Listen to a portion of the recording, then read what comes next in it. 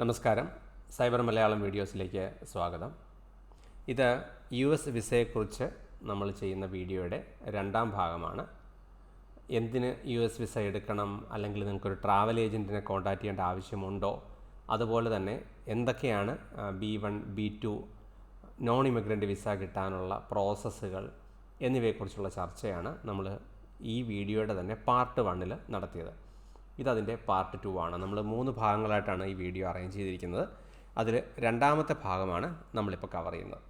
ഈ രണ്ടാമത്തെ ഭാഗത്തിൽ നമ്മുടെ ചർച്ച വരുന്ന കാര്യങ്ങൾ നേരത്തെ സൂചിപ്പിച്ച പോലെ നമ്മൾ ആദ്യത്തെ 3 കാര്യങ്ങൾ ചർച്ച ചെയ്ത് കഴിഞ്ഞു വീഡിയോ നമ്പർ 1.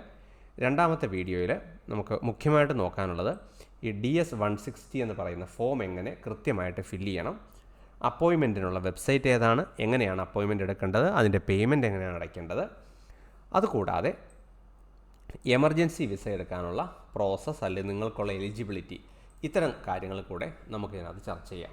അപ്പോൾ ഈ 3 വിഷയങ്ങളാണ് നമ്മൾ ചർച്ച ചെയ്യാൻ പോകുന്നത്. ഈ വീഡിയോയ്ക്ക് ഒരു പാർട്ട് 3 കൂടെ ഉണ്ട്. ആ പാർട്ട് 3ൽ വ്യക്തിപരമായിട്ട് എൻ്റെ വിസ എടുക്കാൻ പോയപ്പോഴുള്ള വിസ സെൻറ്റർ എക്സ്പീരിയൻസ് കൂടെ ഞാൻ ഷെയർ ചെയ്യാം. കാരണം ഫസ്റ്റ് ടൈം അങ്ങോട്ട് പോകുന്ന ഒരാൾക്ക് അത് ഹെൽപ്ഫുൾ ആയിരിക്കും. US വിസയുടെ എല്ലാം കേസിൽ നിങ്ങൾക്ക് ഫസ്റ്റ് ടൈം ആയിരിക്കും കൂടുതലുണ്ടാവുക. മിക്കവർക്കും നിങ്ങൾക്ക് വിസ റിജക്റ്റഡ് ആവാത്തിടത്തോളം കാലം നിങ്ങൾക്ക് ഈ ഒരു ഫസ്റ്റ് ടൈം എക്സ്പീരിയൻസ് മാത്രമേ ഉണ്ടാവൂ. കാരണം ഒരു വിസയ്ക്ക് 10 വർഷത്തെ വാലിഡിറ്റി ഉണ്ടല്ലോ. അപ്പോൾ നമ്മൾ ഇമ്മീഡിയറ്റ് ആയിട്ട് പിന്നെ അങ്ങോട്ട് പോകേണ്ടി വരില്ല. അപ്പോൾ ദിവസവും അല്ലെങ്കിൽ 6 മാസം ഇടവിട്ട് വിസിറ്റ് ചെയ്യേണ്ട ഒരു സ്ഥലമല്ലാത്തതുകൊണ്ട് ഇതിന് മുമ്പ് പോയ ഒരാളുടെ എക്സ്പീരിയൻസും ചിലപ്പോൾ വാല്യൂ ഉണ്ടാവാം. Okay, coming back to the topic. 3 വിഷയങ്ങൾ നമ്മൾ ചർച്ച ചെയ്യുന്നു. DS-160 ഫോം എങ്ങനെ ഫില്ല് ചെയ്യും എന്നുള്ളതാണ് ഇതിനകത്ത് ആദ്യത്തെ കാര്യം.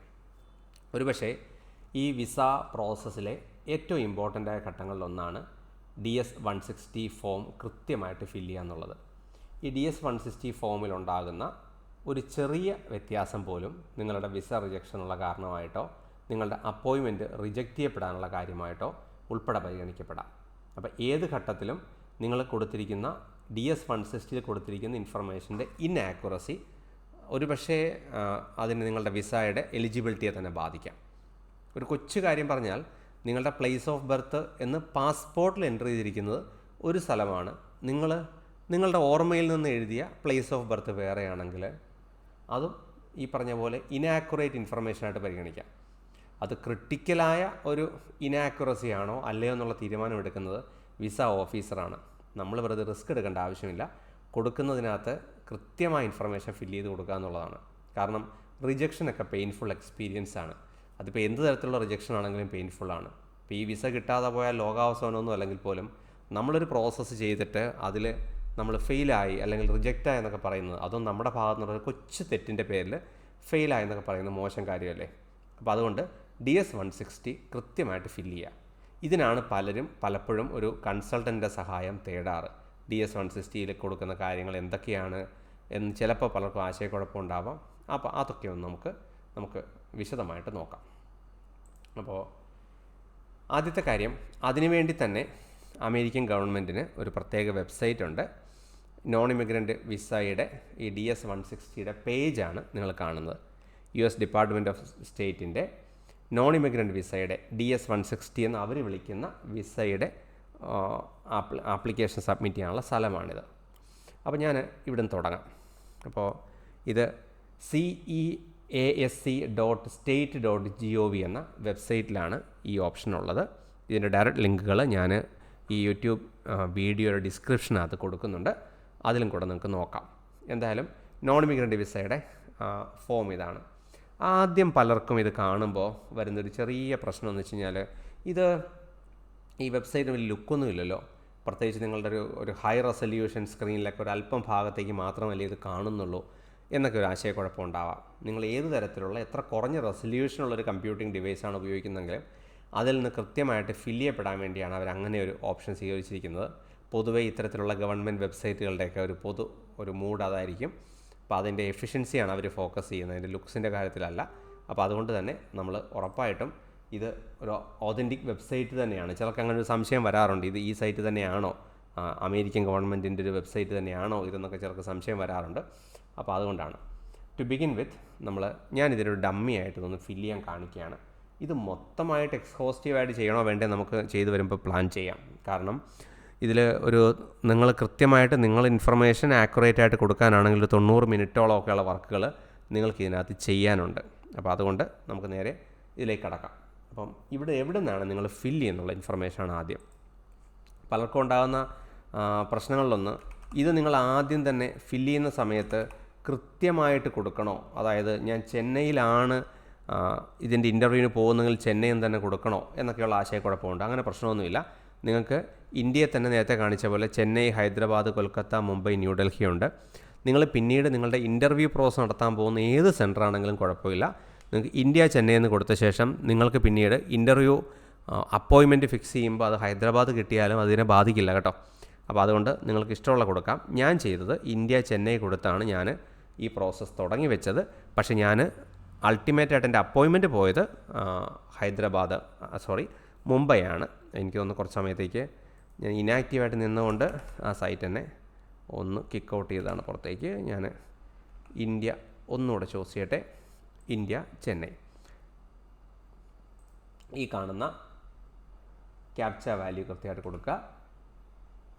കേസ് സെൻസിറ്റീവാണ് 9JX9C3. അപ്പോൾ ഇവിടെ 2 ഓപ്ഷനുണ്ട്. നിങ്ങൾ ഓൾറെഡി ഒരു ആപ്ലിക്കേഷൻ ഫില്ല് ചെയ്ത് പകുതിയാക്കിയൊക്കെ വെച്ചിരിക്കുകയാണെങ്കിൽ റിട്രൈവ് ആൻ ആപ്ലിക്കേഷൻ ഓപ്ഷനുണ്ട്. കാരണം ഇത് ഒറ്റ ദിവസം കൊണ്ട് തന്നെ പലർക്കും ഫില്ല് ചെയ്ത് തീർക്കാൻ പറ്റണമെന്ന് നിർബന്ധമൊന്നുമില്ല. 30 ദിവസം നിങ്ങൾക്ക് ഈ ഡ്രാഫ്റ്റായിട്ട് ഈ ആപ്ലിക്കേഷൻ സേവ് ചെയ്തിടാൻ പറ്റും. 30 ദിവസം എന്നുള്ള സമയം ഓർത്തോണം കേട്ടോ.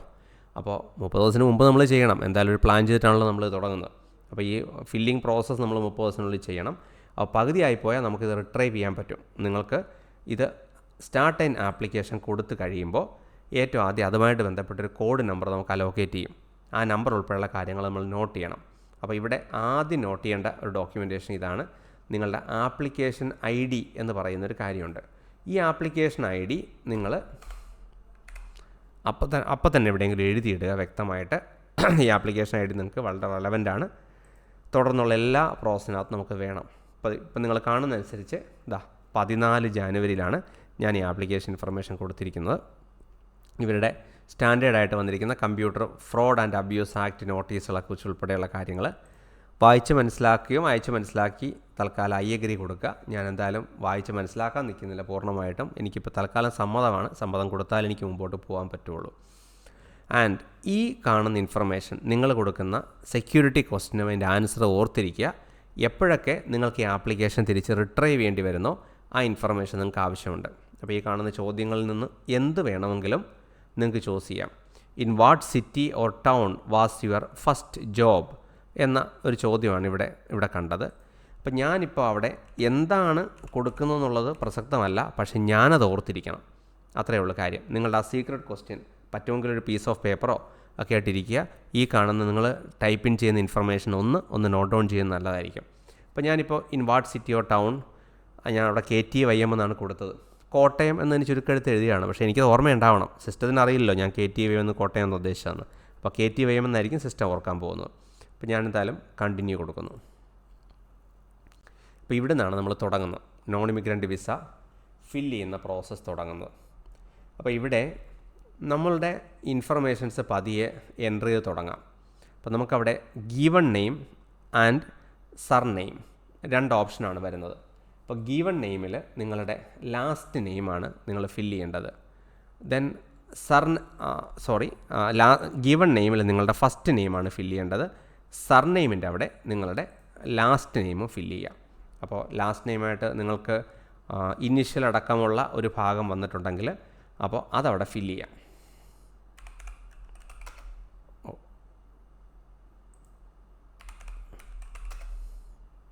Middle name and last name എന്ന രീതിയിൽ നമുക്കവിടെ സർനെയിം ഫില്ല് ചെയ്യാം.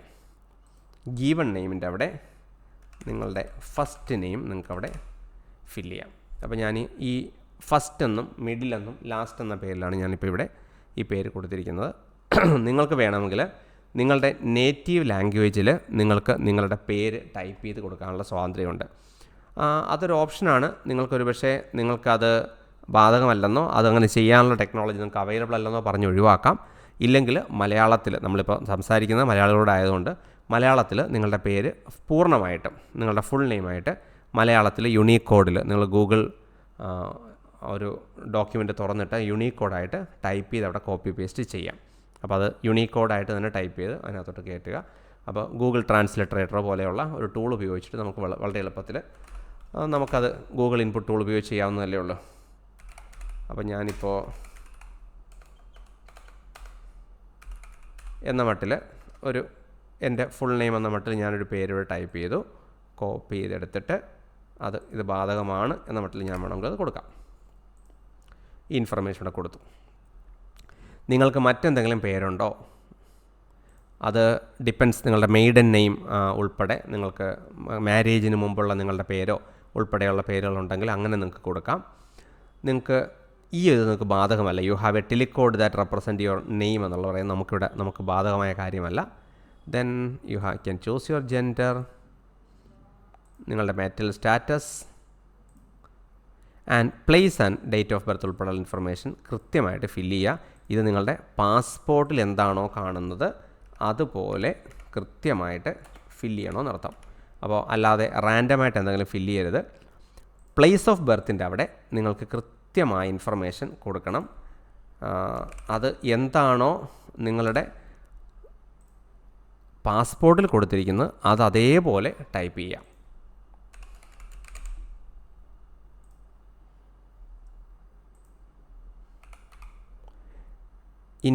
ഇവിടെ ഇന്ത്യക്ക് തൊട്ട് മുകളിൽ ഇൻ ദ എയർ എന്നൊരു ഓപ്ഷൻ എപ്പോഴും ഇവിടെ കാണാറുണ്ട്. എന്താ സംഭവം എന്ന് എനിക്കറിയില്ല. ബാക്കി ഓരോ ഓപ്ഷനിൽ ഇവിടെ കൊടുക്കുമ്പോൾ ഇൻ ദ എയർ എന്നൊരു ഓപ്ഷൻ കാണാറില്ല. അതിനെന്തെങ്കിലും അർത്ഥമുണ്ടെങ്കിൽ അറിയാവുന്നവർ ഇതിൻ്റെ താഴെ ഒന്ന് കമൻറ്റ് ചെയ്താൽ നല്ലതാണ്. ഇനി ഈ ഫോമിനൊരു ചെറിയ കുഴപ്പമുണ്ട്. ഇടയ്ക്കിടയ്ക്ക് നമ്മളിങ്ങനെ തുറന്ന് വെച്ചിരിക്കുമ്പോൾ ഇത് ടൈം ഔട്ടായി പോകും. അപ്പോൾ അതുകൊണ്ട് നിങ്ങൾ നെക്സ്റ്റ് കൊടുത്ത് ഫില്ല് ചെയ്ത് വന്ന് അവസാനം ഇത് ടൈം ഔട്ടായിപ്പോയാൽ നമ്മൾ കൊടുത്ത വാല്യൂ എല്ലാം രണ്ടാമത് ടൈപ്പ് ചെയ്യേണ്ടി വരും. അതുകൊണ്ട് ബുദ്ധി എന്താണെന്ന് വെച്ചാൽ ഇത് കൃത്യമായിട്ട് സേവ് കൊടുക്കുക. സേവ് കൊടുത്ത് കണ്ടിന്യൂ ആപ്ലിക്കേഷൻ കൊടുക്കുക. തുടർന്ന് നമുക്ക് നെക്സ്റ്റ് പേജിലേക്ക് പോവാം. അപ്പോൾ നിങ്ങളുടെ പേഴ്സണൽ ഇൻഫർമേഷനിലെ രണ്ടാമത്തെ ഭാഗം നിങ്ങളുടെ ഒറിജിനൽ നാഷണാലിറ്റി എന്താണ് ഉൾപ്പെടെയുള്ള കാര്യങ്ങൾ നമുക്ക് പറഞ്ഞു തുടങ്ങാം. നമ്മുടെ നാഷണാലിറ്റി ഇവിടെ ഇന്ത്യയാണ്. നിങ്ങൾക്ക് മറ്റേതെങ്കിലും നാഷണാലിറ്റി ഹോൾഡ് ചെയ്യുന്നുണ്ടോ, നിങ്ങൾക്ക് ആപ്ലിക്കബിളായ നിങ്ങൾക്ക് ടൈപ്പ് ചെയ്യുക. നിങ്ങൾ വേറെ ഏതെങ്കിലും രാജ്യത്തെ പെർമനൻറ്റ് റെസിഡൻ്റ് ആണോ, നിങ്ങൾക്കാണോ അല്ലയോ എന്നനുസരിച്ച് ഇൻഫർമേഷൻ കൊടുക്കുക. നിങ്ങളുടെ നാഷണൽ ഐഡൻറ്റിഫിക്കേഷൻ നമ്പർ നമുക്കിവിടെ എന്തായാലും ബാധകമല്ല. US സെക്യൂരിറ്റി നമ്പർ നമുക്ക് ബാധകമല്ല. US ടാക്സ് പെയർ നമ്പർ ബാധകമല്ല. സേവ് ചെയ്യുന്നതാണ് നല്ലത്. നേരത്തെ പറഞ്ഞ പോലെ ഞാനിപ്പോൾ അവിടെ നെക്സ്റ്റിലേക്ക് പോവുകയാണ്. ട്രാവൽ ഇൻഫർമേഷനിൽ ഇവിടെയാണ് നിങ്ങൾ വളരെ ശ്രദ്ധിക്കേണ്ട കാര്യങ്ങളിലൊന്ന്. ഇഷ്ടംപോലെ US വിസകളുടെ ഓപ്ഷനുണ്ട്. അതിനകത്ത് ഏതാണ് നമ്മൾ ചൂസ് ചെയ്യുന്നുള്ളത് കൃത്യമായിട്ട് കൊടുക്കണം. നമുക്ക് ടെമ്പററി ബിസിനസ് ഓർ പ്ലഷർ വിസിറ്ററാണ് നമ്മൾ. അപ്പോൾ അത് പറഞ്ഞു കൊടുക്കുക. അതിൽ തന്നെ നമുക്ക് ഒരുമിച്ച് B1 and B2 business and tourism വിസിറ്ററായിട്ടോ ബിസിനസ് ഓർ കോൺഫറൻസ് വിസിറ്ററായിട്ടോ ഒക്കെ എടുക്കാം. ഇതിൽ വലിയ വ്യത്യാസമൊന്നുമില്ല കേട്ടോ. നിങ്ങൾ ഏതാണ് ചോയ്സ് എന്നനുസരിച്ച് കൊടുക്കാം. ഞാൻ ഓപ്റ്റ് ചെയ്തത് ബിസിനസ് ആൻഡ് കോൺഫറൻസ് വിസിറ്ററാണ്. കാരണം എൻ്റെ ഒറിജിനൽ പർപ്പസ് അതായിരുന്നു. ദെൻ ആഡ് അനദർ കൊടുത്ത് നിങ്ങൾക്ക് ഒന്നിലധികം വിസകൾ ആഡ് ചെയ്യാം. പക്ഷേ എന്നെ സംബന്ധിച്ച് ഇതൊരെണ്ണം മാത്രമായിരുന്നു ബാധകം. ഇത് രണ്ടും കൂടെ വേണമെങ്കിൽ ഇവിടെ കൊടുത്താൽ മതി കേട്ടോ. നിങ്ങൾക്ക് B1 ആൻഡ് B2 വിസ ഒരുമിച്ച് എടുക്കാൻ പറ്റും. നിങ്ങളുടെ ട്രാവൽ പ്ലാനുകൾ എന്തെങ്കിലും നിങ്ങൾ എടുത്തിട്ടുണ്ടോ? ആദ്യം ഓർക്കേണ്ട കാര്യം, ഈ ട്രാവൽ പ്ലാൻ നേരത്തെ എടുക്കുന്നത് നിങ്ങൾക്ക് വിസ കിട്ടാനുള്ള അനുകൂല സാഹചര്യം ഉണ്ടാക്കുന്നൊന്നുമില്ല. എനിക്ക് മനസ്സിലായിട്ടുള്ള കാര്യങ്ങളിലൊന്ന്, നിങ്ങളൊരു വിസ കിട്ടാതെ അതിനുവേണ്ടി ട്രാവൽ പ്ലാൻ തയ്യാറാക്കിയെന്നൊന്നും വിശ്വസിക്കാൻ മാത്രം അവർ അത്ര മണ്ടന്മാരൊന്നുമല്ല. ഇപ്പോൾ ഞാനിപ്പോൾ ഒരു US വിസ അപ്ലൈ ചെയ്യുന്നു. അതിന് മുമ്പ് തന്നെ ഞാൻ ഫ്ലൈറ്റ് ടിക്കറ്റ് ബുക്ക് ചെയ്യുക. അതൊരു നോൺ റീഫണ്ടബിൾ ആയിരിക്കും മിക്ക ഫ്ലൈറ്റുകൾ ഇപ്പോഴത്തെ കാലത്ത്. റീഫണ്ട് ചെയ്താലും വലിയ എന്തെങ്കിലും തുക കിട്ടുകയുള്ളൂ. ഹോട്ടൽ ബുക്കിങ്ങുകളും മിക്കതും നോൺ റീഫണ്ടബിൾ ആണ്. ഇതൊക്കെ നിങ്ങൾ ബുക്ക് ചെയ്തെന്ന് വിശ്വസിച്ച് ഇവിടെ ഡമ്മി ഡേറ്റ കൊടുക്കേണ്ട ആവശ്യമുണ്ടെന്ന് എനിക്ക് തോന്നുന്നില്ല. മിക്ക ട്രാവൽ ഏജൻസികൾ നമ്മളോട് പറയുക നമുക്കൊരു ഡമ്മി ബുക്കിംഗ് നടത്താം. ആ ഡമ്മി ബുക്കിംഗ് ഹോട്ടലിൻ്റെ ഉൾപ്പെടെ അവർ ഡമ്മി ബുക്കിംഗ് ചെയ്യാം. ആ ഡമ്മി ബുക്കിംഗ് ഡേറ്റ ഉൾപ്പെടെ വേണം സബ്മിറ്റ് ചെയ്യാനെന്നാണ് എല്ലായ്പ്പോഴും എനിക്ക് എല്ലാ ട്രാവൽ ഏജൻസിയും തരാറുള്ള അഡ്വൈസ്. ഞാൻ എപ്പോഴും വിചാരിക്കാറുള്ളൊരു കാര്യം, അങ്ങനെ ഒരു ഡമ്മി ബുക്കിംഗ് നടത്തുന്നുണ്ടെന്നൊക്കെ മനസ്സിലാക്കാൻ മാത്രമുള്ള ബോധം ഈ കൗൺസിലേറ്റിലിരിക്കുന്നവർക്കൊക്കെ ഉണ്ടാവാൻ സാധ്യതയില്ലേ എന്നാണ്. കാരണം നമ്മൾ ആവശ്യം കഴിയുമ്പോൾ ബുക്കിംഗ് ക്യാൻസൽ ചെയ്യും എന്നവർക്കും അറിയാമല്ലോ. മാത്രമല്ല ഡമ്മി ബുക്കിംഗ് ഓൾറെഡി എനിക്ക് തോന്നിയ ഏജൻസികൾക്കാണല്ലോ ഒരു ചെറിയൊരു അഡീഷണൽ അവർ ചെയ്യുന്ന ഒരു എഫർട്ടിനെ നമ്മൾ മാനിക്കാനുള്ളൊരു വാല്യൂം കൂടെയാണെന്ന് തോന്നുന്നു. നമുക്കെപ്പോഴും ഡമ്മി ബുക്കിംഗ് നടത്താനുള്ളൊരു ഇതുണ്ടാവില്ലല്ലോ. അപ്പോൾ അത്തരത്തിലുള്ളൊരു ഫേക്ക് ഡേറ്റ കൊടുക്കണമെന്ന് എനിക്ക് അഭിപ്രായമില്ല. നിങ്ങൾക്ക് ട്രാവൽ പ്ലാനൊന്നും ഇപ്പോൾ നടത്തിയില്ലെങ്കിൽ ട്രാവൽ പ്ലാൻ ഇല്ല. ഞാൻ ആക്ച്വലി ട്രാവൽ പ്ലാൻ ഒന്നും ചെയ്യാതെയാണ് ഞാനിത് കൊടുത്തത്. ഓക്കെ, ഇല്ല, ഞാൻ ഡി വി ആണെന്ന് എനിക്ക് ഉദ്ദേശമില്ല. ഡമ്മി പ്ലാനില്ല. ഞാനൊരു സംശയം തോന്നിയത് സേവ് ചെയ്യുന്നത് നല്ലതായിട്ട് ഇടയ്ക്കിടയ്ക്ക്. ദെൻ ആരാണ് പേ ചെയ്യുന്നത്? ഇത് വളരെ ക്രിട്ടിക്കലായ ചോദ്യമാണ്. പലപ്പോഴും നിങ്ങളുടെ എംപ്ലോയർ ആയിരിക്കും ഇത് പേ ചെയ്യുന്നത്. നിങ്ങളൊരു ബിസിനസ്സിൻ്റെ ഭാഗമായിട്ട് പോകുന്നെങ്കിൽ അത് കൃത്യമായിട്ട് കൊടുക്കുക. ഇവിടെ നാട്ടിലുള്ള നിങ്ങളുടെ തൊഴിൽദാതാവാണോ, അമേരിക്കയിലുള്ള ആരെങ്കിലും ആണോ പേ ചെയ്യുന്നത്, മറ്റേതെങ്കിലും ആണോ പേ ചെയ്യുന്നത്? എന്നെ സംബന്ധിച്ച് എനിക്ക് ചോയ്സ് വളരെ സിമ്പിളായിരുന്നു. ഞാൻ സെൽഫാണ് കൊടുത്തത്. ഞാനൊന്ന് സേവ് ചെയ്തോട്ടെ. നേരത്തെ പറഞ്ഞ പോലെ ഇടയ്ക്കിടയ്ക്ക് ടൈം ഔട്ടായി പോകും ഈ സൈറ്റ്. അപ്പോൾ അതുകൊണ്ട് സേവ് ചെയ്ത് തന്നെ തിരിച്ച് വരുന്നതാണ് നല്ലത്. നേരത്തെ സൂചിപ്പിച്ച അതേ പ്രശ്നം ഇവിടെ വന്നു. നമുക്ക് ടൈം ഔട്ടായി. ടൈം ഔട്ടായത് നല്ല കാര്യമാണ്. നേരത്തെ പറഞ്ഞ പോലെ ടൈം ഔട്ട് ആകുമ്പോൾ എന്താ ചെയ്യേണ്ടതെന്ന് നമുക്ക് നോക്കാം. നേരെ കയറി റിട്രൈവ് ആപ്ലിക്കേഷൻ കൊടുത്താൽ വർക്ക് ചെയ്യില്ല കേട്ടോ. അതിന് പകരം നിങ്ങൾ ആദ്യം ഇന്ത്യ ചെന്നൈ ആദ്യം ചൂസ് ചെയ്യുക. നിങ്ങളുടെ ക്യാപ്ച വാല്യൂ കൃത്യമായിട്ട് കൊടുക്കുക. ഇന്ത്യ ചൈന കൊടുക്കുമ്പോൾ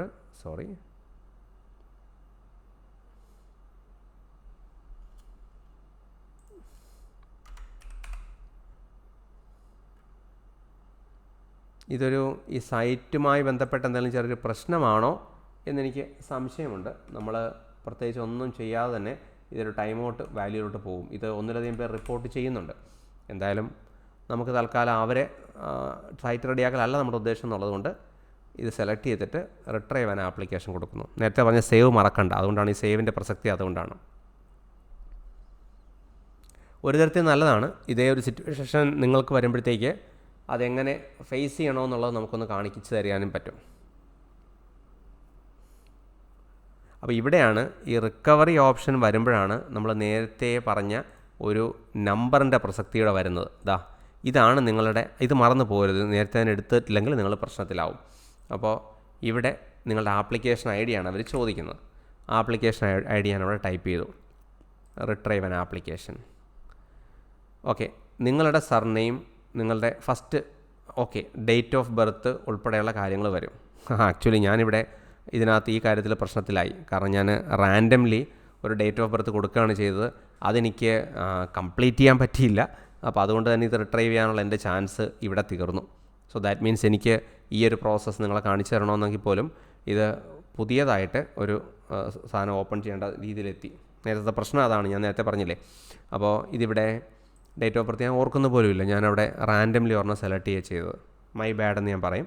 അപ്പോൾ ഫസ്റ്റ് ലെറ്റർ ഓഫ് ദ സർനെയിമൊക്കെ എനിക്ക് ഓർമ്മയുണ്ട്. സിറ്റിയുടെ കാര്യമൊക്കെ നമ്മൾ കൃത്യമായിട്ട് ഓർത്തിരുന്നു. പക്ഷേ ഡേറ്റ് ഓഫ് ബർത്തിൻ്റെ കാര്യത്തിൽ ഓർത്തിരുന്നില്ല. അതിൻ്റെ അർത്ഥം ഈ ഇൻഫർമേഷൻ ഇല്ലാതെ ഇത് നമുക്ക് റിട്രൈവ് ചെയ്യാൻ പറ്റില്ല. ഓക്കെ, അപ്പോൾ ഇതിപ്പോൾ തൽക്കാലം നമുക്കിത് ഒന്നും ചെയ്യാനില്ല. ഇതിവിടെ ഒഴിവാക്കേണ്ടി വരും. നമുക്ക് നോക്കാം. നമുക്ക് ഫ്രഷായിട്ട് ഞാനൊരു പുതിയ ആപ്ലിക്കേഷൻ എടുത്തിട്ട് അത് തുടങ്ങാം. ഇതൊരു നാച്ചുറലായിട്ട് ഞാൻ ചെയ്ത സമയത്ത് വന്നതാണെങ്കിലും അത് നിങ്ങളുടെ ഭാഗത്തും അതൊരു പോയിൻ്റായിട്ട് എടുത്താൽ മതി. എന്നെ സംബന്ധിച്ചിതിപ്പോൾ ഞാനിത് രണ്ടാമത് ചെയ്യേണ്ടി വരും. ശരി, രണ്ടാമത് ചെയ്യാം. റിക്കവറി പ്രോസസ്സിലൂടെ എനിക്കിപ്പോൾ പോകാൻ പറ്റില്ല. പിന്നെ നിങ്ങൾക്ക് ഇത് ക്യാൻസൽ ചെയ്ത് ചെയ്യുന്നത് കൊണ്ട് കുഴപ്പമൊന്നുമില്ല കേട്ടോ.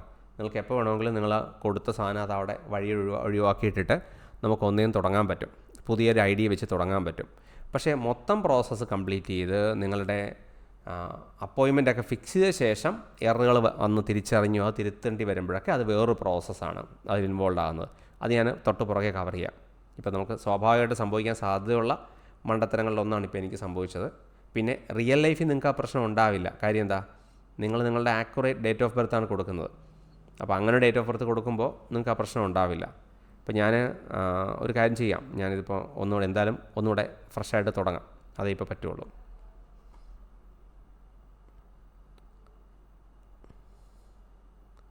DS-160 ഫോമിലോട്ട് ഞാൻ രണ്ടാമത് പോവുകയാണ്. ഇത്തവണ ഫ്രഷ് ഒരു ആപ്ലിക്കേഷൻ കൊടുക്കാം. ഇത്തവണ കുറച്ചുകൂടെ ശ്രദ്ധിക്കാം.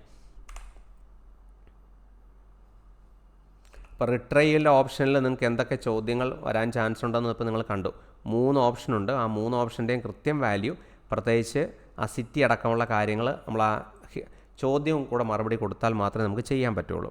അതെല്ലാം നമ്മൾ ഓർത്തിരുന്നു. പക്ഷേ ഇതൊരെണ്ണം മാത്രം നമുക്ക് ചെറിയ പ്രശ്നം പറ്റി. ഓക്കെ, നമുക്കൊന്നുകൂടെ ചെയ്യാം. MRRSBN ബാക്കി പല കാര്യങ്ങളും ട്രിവിയലായ കാര്യങ്ങളൊക്കെ തന്നെയാണ്. എങ്കിൽ പോലും ചില കാര്യങ്ങൾ നിങ്ങൾക്ക് സപ്പോർട്ട് ആവശ്യമുണ്ട്. അതുകൊണ്ടാണ് ഞാനത് ഫില്ല് ചെയ്യുന്ന ഓപ്ഷൻ നിങ്ങളെ അത് കാണിക്കുന്നത്. മുമ്പോട്ട് വരുമ്പോഴത്തേക്ക് എനിക്കും ആശയക്കുഴപ്പം ഉണ്ടായിരുന്ന ചില സ്ഥലങ്ങളൊക്കെ ഉണ്ട്. അപ്പോൾ ഓർത്തോണം, പുതിയ ഒരു നമ്പറാണ് നമുക്കിപ്പോൾ കിട്ടിയിരിക്കുന്നത്. ആ പുതിയ നമ്പർ നോട്ട് ചെയ്യണം.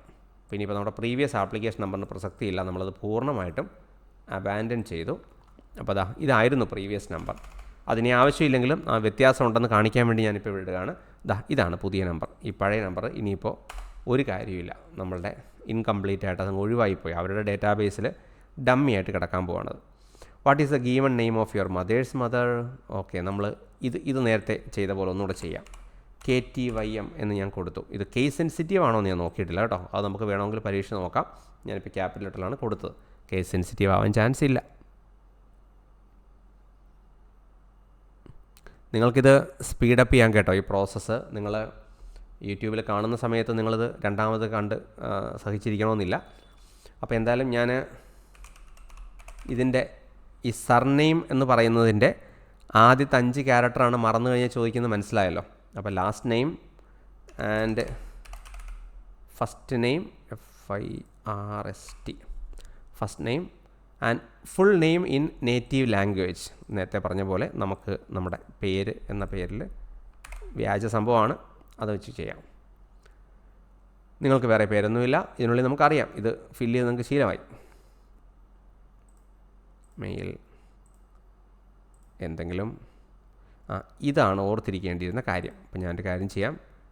1 ജനുവരി 1990 എന്ന് കൊടുക്കാം. അപ്പോൾ അത് ഓർത്തിരിക്കണം. തൽക്കാലം അല്പസമയത്തേക്ക് ഞാനിത് ഒന്ന് എഴുതിയിടുകയാണ് ഇവിടെ. 1 ജനുവരി ഓർത്തിരിക്കാൻ പറ്റിയൊരു ഇയറാണ് ഞാൻ കൊടുത്തത്. ഇനി ഇതേ അബദ്ധം വന്നു കഴിഞ്ഞാൽ പറ്റാതിരിക്കാൻ വേണ്ടി മാത്രം ഞാൻ തൽക്കാലം ആലപ്പി എന്നാണ് കൊടുക്കുന്നത്. എൻ്റെ ഡേറ്റ് ഓഫ് ബർത്ത്, എൻ്റെ ഡേറ്റ് പ്ലേസ് തന്നെ ഞാൻ കൊടുക്കാൻ തീരുമാനിച്ചു. Okay, India. നമ്മളുടെ തന്നെ ഫാക്ടർ കൊടുത്ത് നമ്മൾ ഓർത്തിരിക്കുമല്ലോ. സേവ് ബട്ടൺ മറക്കണ്ട, ഇടക്കിടക്ക് പണി കിട്ടും. നമ്മളിപ്പോൾ കണ്ടതേ ഉള്ള പ്രശ്നം, അപ്പോൾ അതുകൊണ്ട് സേവ് കൊടുത്തു. പല വെബ്സൈറ്റിലൊക്കെ ഇതുപോലെ കൊച്ചു കൊച്ചു ഗ്ലിച്ചസ് ഒക്കെ ഉണ്ടാവും. അപ്പോൾ ആ ഗ്ലിച്ച് നമ്മൾ ഓവർലുക്ക് ചെയ്ത് മുമ്പോട്ട് പോകാൻ ഇത്തരം കാര്യങ്ങൾ നമുക്ക് പറ്റും. നമുക്ക് ഇവരെ പോയി തിരുത്താനൊന്നും പറ്റില്ല. അപ്പോൾ നെക്സ്റ്റ് കൊടുക്കാം. പേഴ്സണൽ ഇൻഫർമേഷനിൽ നമ്മൾ നേരത്തെ സൂചിപ്പിച്ച, നിങ്ങൾക്ക് ഓർമ്മയുണ്ടാവും, നിങ്ങളുടെ വിസ ടൈപ്പ് തീരുമാനിക്കുന്ന വളരെ ക്രിട്ടിക്കലായ ചോദ്യങ്ങൾ ഉൾപ്പെടെ വരുന്നത് ഇവിടെയായിരുന്നു. ഇന്ത്യയാണ് നമ്മുടെ നാഷണാലിറ്റി. നമുക്ക് വേറെ എങ്ങുമില്ല. തൽക്കാലം വേറെ കൺട്രിയിലല്ല ഞാൻ ജീവിക്കുന്നത്. എനിക്കിത് ബാധകമല്ല. സെക്യൂരിറ്റി നമ്പർ ബാധകമല്ല.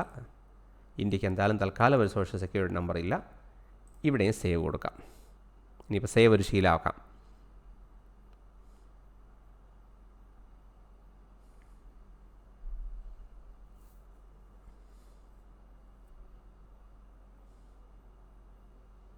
ചെറിയൊരു ഡിലേ ഈ പേജിൽ വരുന്നുണ്ട്. ഇൻ്റർനെറ്റിൻ്റെ പ്രോബ്ലം അല്ല. ഞാൻ ഇപ്പോൾ ജസ്റ്റ് ഒന്ന് ക്രോസ് ചെക്ക് ചെയ്തു. ഇൻ്റർനെറ്റേക്കാൾ പല സമയത്തും ഈ സൈറ്റ് ചില സമയത്തൊക്കെ നോൺ റെസ്പോൺസീവ് ആവാം. കുറ്റം പറയാനില്ല. കാരണം വളരെ വളരെ കൂടുതൽ ആൾക്കാരാണ് ഒരേ സമയം ഈ DS-160 ഫോമൊക്കെ ഫില്ല് ചെയ്യുന്നത്. ഒരുപക്ഷെ അമേരിക്ക പ്രതീക്ഷിക്കുന്നതിനേക്കാളൊക്കെ കൂടുതൽ ആൾക്കാരിപ്പോൾ വരുന്നുണ്ട് അവിടെ. Continue application. നെക്സ്റ്റ്, നിങ്ങളുടെ ട്രാവൽ പ്ലാൻ.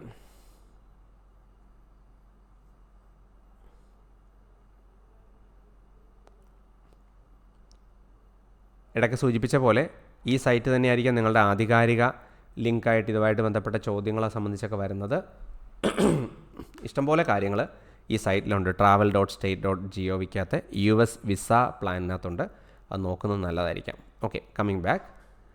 നമ്മളുടെ വിസ പ്ലാൻ നമുക്കിപ്പോൾ അറിയാം. നമ്മൾ ബിസിനസ് ഓർ പ്ലഷർ വിസിറ്റിൽ നമ്മൾ B1 വിസ, നിങ്ങൾക്ക് B1 B2 ആവാം, ഒരുമിച്ചാവാം, ഒരു കുഴപ്പമില്ല. ആൻഡ് നമുക്ക് ട്രാവൽ പ്ലാനുകളൊന്നും ഞാൻ ഇടപാടാക്കിയിട്ടില്ല. ഓക്കെ, ട്രാവൽ പ്ലാനുകളൊന്നും ഇല്ലെങ്കിലും നിങ്ങൾ എപ്പോഴാണ് അവിടെ പോകാൻ പ്ലാനുള്ളതെന്ന് വ്യക്തമായിട്ട് പറയുക. അപ്പോൾ നിങ്ങൾ ട്രാവൽ പ്ലാനോ ഉദ്ദേശിച്ചത് നിങ്ങൾ ഫ്ലൈറ്റ് ടിക്കറ്റ് ബുക്കിംഗ് അടക്കമുള്ള കാര്യങ്ങളാണ്. പക്ഷേ നിങ്ങൾക്ക് അവിടെ അമേരിക്കയിൽ പോകാനൊരു പ്ലാൻ ഇട്ടിട്ടുണ്ടാവുമല്ലോ. എന്തെങ്കിലും ഒരു മാസമോ വർഷമോ ഒക്കെ നിങ്ങൾ പ്ലാൻ ചെയ്തിട്ടുണ്ടാവും. അതനുസരിച്ചായിരിക്കുമല്ലോ നിങ്ങൾ ചെയ്യുന്നത്. അപ്പോൾ അത് കൃത്യമായിട്ട് ഒന്ന് കൊടുക്കണേ. കാരണം നിങ്ങളവിടെ ഒരു ജെനുവിൻ വിസിറ്റർ ആണോ എന്ന് അവർ തീരുമാനിക്കുന്ന പല ഫാക്ടറിലൊന്നും എന്തിന് നിങ്ങളവിടെ വരുന്നു എന്നുള്ള തീരുമാനമാണല്ലോ. അപ്പോൾ നിങ്ങളുടെ ഡേ ഓഫ് അറൈവൽ നിങ്ങൾക്കൊരു അപ്പോയിൻമെൻറ്റ് കിട്ടാൻ ചാൻസുള്ള ഫാക്ടറും കൂടെ നോക്കണം അവിടെ. അപ്പോൾ നമുക്ക് നേരത്തെ നമ്മൾ കണ്ടല്ലോ 9 മാസം 10 മാസം വരെയൊക്കെ വെയിറ്റ് പീരീഡ് ഉണ്ട്. ജനുവരിയിലോ ഫെബ്രുവരിയിലോ പോകാനുള്ള പ്ലാനിന് വേണ്ടി നമ്മൾ ട്രാവൽ പ്ലാൻ ഇട്ടാൽ നടക്കണമെന്നില്ല. പിന്നെ വേറൊരു മെച്ചമുണ്ട്, നിങ്ങളുടെ എമർജൻസി ഒരു വിസ കിട്ടാനുള്ള ഒരു ന്യായമായിട്ട് കാര്യമായിട്ട് ഒരു പക്ഷേ എനിക്ക് മാർച്ചിൽ അവിടെ പോകേണ്ട ഒരു ആവശ്യമുണ്ട്, 2024 പോകേണ്ട ഒരു ആവശ്യമുണ്ട് എന്ന് പറയുമ്പോൾ അത് നിങ്ങളുടെ എമർജൻസി റിക്വസ്റ്റിനെ വളരെ സഹായിക്കും. മാർച്ചിൽ പോകാനുള്ള ആവശ്യത്തിന് അടുത്ത ഒക്ടോബറിൽ അപ്പോയിൻമെൻറ്റ് കിട്ടിയിട്ട് ഒരു കാര്യമില്ല. അപ്പോൾ അതുകൊണ്ട് തന്നെ ഈ ഒരു ട്രാവൽ പ്ലാനിൽ എനിക്ക് മാർച്ചിലാണ് അവിടെ പോകേണ്ടതെന്ന് പറഞ്ഞു വെച്ചിട്ട് നിങ്ങൾ ഈ പ്രോസസ് എല്ലാം കഴിഞ്ഞിട്ട് നിങ്ങൾ അപ്പോയിൻമെൻറ്റ് ഫിക്സ് ചെയ്യുന്ന സമയത്ത് അവിടെ എമർജൻസി എന്നൊരു ഓപ്ഷനിലൂടെ നിങ്ങൾക്ക് റിക്വസ്റ്റ് കൊടുക്കാം. നിങ്ങൾക്ക് പോകേണ്ട ആവശ്യം ന്യായമാണ്, അത്ര അത്യാവശ്യമാണെന്ന് US ഉദ്യോഗസ്ഥർക്ക് തോന്നിയാൽ അവരത് അപ്രൂവ് ചെയ്യും. എല്ലാവരുടെയും എല്ലാത്തരം എമർജൻസികളും അപ്രൂവ് ചെയ്യണമെന്ന് നിർബന്ധമില്ല കേട്ടോ. എന്നുവെച്ചാൽ നിങ്ങൾ എൻ്റെ മകൻ്റെ ഗ്രാജുവേഷൻ പ്രോസസ്സാണ്, എനിക്ക് അവിടെ ഇരിക്കേണ്ടത് അത്യാവശ്യമാണ് തുടങ്ങിയ സെൻറ്റിമെൻ്റൽ കാര്യമൊന്നും ചിലപ്പോൾ അവർക്ക് ഒരു ന്യായമായ കാര്യമായിട്ട് തോന്നണമെന്നില്ല. പക്ഷേ നിങ്ങളുടെ ബിസിനസ്സിനോ നിങ്ങളുടെ കമ്പനിക്കോ അത് നിങ്ങളവിടെ എത്തിയില്ലെങ്കിൽ നഷ്ടമുണ്ടാകുന്നൊരു റീസൺ ഉണ്ടെങ്കിൽ അവർ ചിലപ്പോൾ സമ്മതിക്കാം. അപ്പോൾ അത് നമുക്ക് നോക്കാം. അതല്ലാതെ മറ്റ് എമർജൻസി ഹ്യൂമൻ ഫാക്ടേഴ്സ് പലതുണ്ട്. മരണമടക്കമുള്ള പല ഫാക്ടേഴ്സിനും പെട്ടെന്നുണ്ടാകുന്ന അപകടങ്ങൾക്ക് ഉൾപ്പെടെയുള്ള കാര്യങ്ങൾക്ക് നിങ്ങൾക്ക് അവിടെ എത്തേണ്ട ആവശ്യമുണ്ടെങ്കിൽ അതൊക്കെ അനുവദിക്കും. വളരെ കൃത്യമായിട്ട് ജനറസ് ആയിട്ട് തന്നെ അത് US ഗവൺമെൻറ് അനുവദിക്കുന്നുണ്ട്. അപ്പോൾ അങ്ങനെയും പ്ലാൻ ചെയ്യാം. എന്തായാലും ഇപ്പോൾ നമ്മൾ ഇമ്മീഡിയറ്റ് ആയിട്ട് നമ്മുടെ പ്ലാൻ ഞാൻ മാർച്ച് 2024 വെക്കുകയാണ്. നിങ്ങളുടെ എത്ര നാൾ നിങ്ങളുടെ സ്റ്റേ ചെയ്യാൻ പ്ലാനുണ്ട്? നിങ്ങൾ വർഷങ്ങളൊന്നും എഴുതി വെക്കരുത് കേട്ടോ. നിങ്ങൾ ഒരു വർഷമൊന്നും സ്റ്റേ ചെയ്യാൻ അവർ സമ്മതിക്കില്ല. ഞാനിപ്പോൾ തൽക്കാലം എനിക്കിപ്പോൾ 2 ആഴ്ച താമസിക്കാനേ പ്ലാനുള്ളൂ.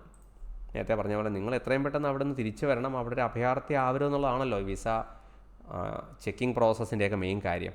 അപ്പോൾ അതുകൊണ്ട് അത് കൃത്യമായിട്ട് നിങ്ങളുടെ ഉദ്ദേശം തീർന്നാൽ തിരിച്ചു വരും എന്നൊരു കൃത്യം ധാരണ കൊടുത്ത് തന്നെ കാര്യങ്ങൾ ചെയ്യണം കേട്ടോ. ഒന്നാമത്തെ കാര്യം ജെനുവിൻ ആയിരിക്കണം. ആദ്യത്തെ കാര്യം, നിങ്ങൾക്ക് അങ്ങനെ ഒന്നുണ്ടെങ്കിൽ US നിങ്ങളെന്തായാലും പ്ലാൻ ചെയ്യുന്നുണ്ടല്ലോ, അവിടെ എവിടെയാണ് നിങ്ങൾ സ്റ്റേ ചെയ്യാൻ ഉദ്ദേശിക്കുന്നത്? അപ്പോൾ നിങ്ങൾക്ക് അവിടെ നിങ്ങൾ സ്റ്റേ ചെയ്യാൻ ഉദ്ദേശിക്കുന്ന സ്ഥലത്തിൻ്റെ എന്തെങ്കിലും ഇൻഫർമേഷൻ നിങ്ങൾക്കുണ്ടെങ്കിൽ നിങ്ങൾക്ക് അവിടെ കൊടുക്കാം.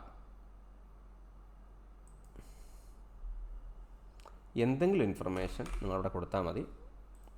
ഇവർ പറയുന്ന ഇതിൽ ഈ ലിസ്റ്റിലുള്ള കാര്യം കൃത്യം വേണം. ബാക്കി അവിടെ ഞാൻ സാമ്പിളായിട്ട് കൊടുത്തതാണ്.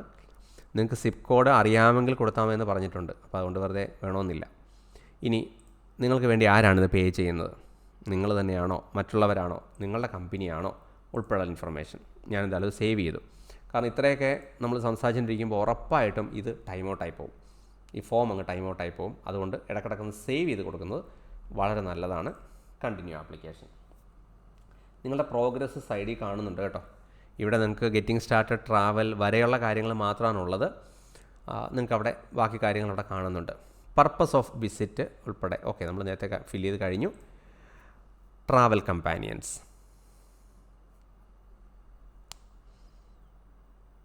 നിങ്ങൾ ആരെങ്കിലും നിങ്ങളുടെ ഒപ്പം ട്രാവൽ ചെയ്യുന്നുണ്ടോ? എന്നെ സംബന്ധിച്ച് നോയാണ്.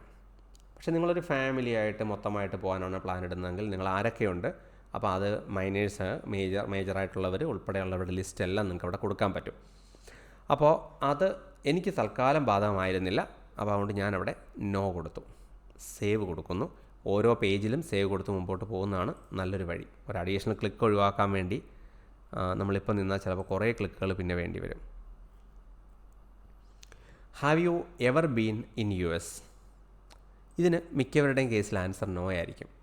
ഇല്ലേ, നിങ്ങൾ വളരെ വളരെ കാലം മുമ്പ് നിങ്ങൾ 4 വയസ്സുള്ളപ്പോഴോ 5 വയസ്സുള്ളപ്പോഴോ ആരുടെയോ കൂടെ ഒരു ചൈൽഡായിട്ട് നിങ്ങളൊരു പക്ഷേ അവിടെ പോയിട്ടുണ്ടെന്നോ അങ്ങനെയൊക്കെയുള്ള ഇൻഫർമേഷൻ ഒഴിച്ചു നിർത്തിയാൽ നിങ്ങളൊരു ഗ്രോണപ്പ് ആയി കഴിഞ്ഞിട്ട് നിങ്ങൾക്ക് നോർമലി അവിടെ പോയിട്ടുണ്ടെങ്കിൽ നിങ്ങളിപ്പോൾ ഒരു പക്ഷേ ഈ വിസ റിന്യൂവലിൻ്റെ കാര്യമേ ഉണ്ടാവുള്ളൂ. അല്ലെങ്കിൽ ചിലപ്പോൾ 10 വർഷത്തിന് മുമ്പ് നിങ്ങൾ പോയി നിങ്ങളുടെ വിസ എക്സ്പയർ ആയ ശേഷം ഒന്നുകൂടെ ശ്രമിക്കുന്നതായിരിക്കാം. അല്ലെങ്കിൽ വേറൊരു ഒരു വിസ പ്ലാനിൽ സ്റ്റുഡൻ്റായിട്ടോ മറ്റ് ഒരു റോളിലായിരിക്കാം നിങ്ങൾ പോയിരിക്കുന്നത്. B1 വിസയിലായിരിക്കില്ല നിങ്ങൾ പോയിരിക്കുന്നത്. എന്തായാലും എന്നെ സംബന്ധിച്ച ആൻസർ നോയാണ്. ഞാൻ US പോയിട്ടേ ഇല്ല. നിങ്ങൾക്ക് എന്നെ സംബന്ധിച്ച് എനിക്കൊരു US വിസ ഇഷ്യൂ ചെയ്തിട്ടില്ല. ഇത് ആക്യുറേറ്റ് ഇൻഫർമേഷൻ മാത്രമേ കൊടുക്കാവുള്ളൂ. നിങ്ങൾക്ക് എപ്പോഴെങ്കിലും ഒരു വിസ റെഫ്യൂസ് ചെയ്യപ്പെട്ടിട്ടുണ്ടോ? അല്ലെങ്കിൽ നിങ്ങൾക്ക് എപ്പോഴെങ്കിലും US അഡ്മിഷൻ റെഫ്യൂസ് ചെയ്യപ്പെട്ടിട്ടുണ്ടോ? ഉണ്ടെങ്കിൽ ഉണ്ടെന്ന് തന്നെ കൊടുക്കണം കേട്ടോ. അവർക്ക് ഡേറ്റ ഉണ്ടാവും. നിങ്ങൾ വെറുതെ നോ എന്ന് കൊടുത്തിട്ട് കാര്യമില്ല. അവരുടെ കയ്യിൽ ആ ഡേറ്റ ഉണ്ടാവും. നിങ്ങളത് കറക്റ്റായിട്ട് ഫില്ല് ചെയ്യുന്നുണ്ടോ എന്ന് മാത്രമായിരിക്കും അവർ ചെക്ക് ചെയ്യുന്നത്. നിങ്ങൾക്ക് എപ്പോഴെങ്കിലും നിങ്ങൾ ഇമിഗ്രൻ്റ് ആയിട്ട് അങ്ങോട്ട് പോകാൻ പ്ലാൻ ഇട്ടിട്ടുണ്ടോ? ഇല്ല, എന്നെ സംബന്ധിച്ചില്ല. ഞാനതുകൊണ്ട് സേവ് ചെയ്തു. കണ്ടിന്യൂ വിത്ത് ആപ്ലിക്കേഷൻ.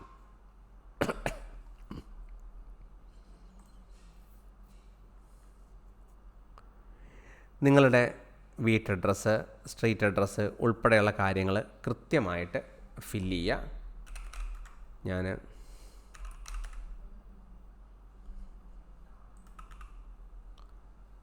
ഡമ്മി ഇൻഫർമേഷൻ മാത്രമാണ് ഇവിടെ ഫില്ല് ചെയ്യുന്നത്.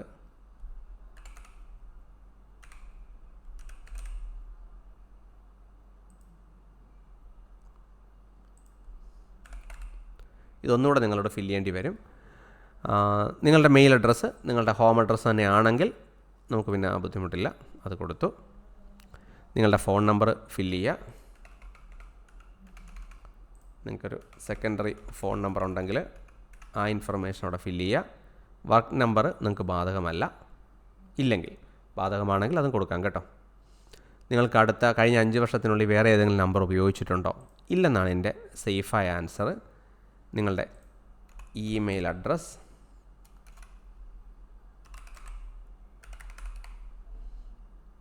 ഈ ഇമെയിൽ അല്ലാതെ നിങ്ങൾ മറ്റേതെങ്കിലും ഇമെയിലുകൾ ഉപയോഗിച്ചിട്ടുണ്ടോ?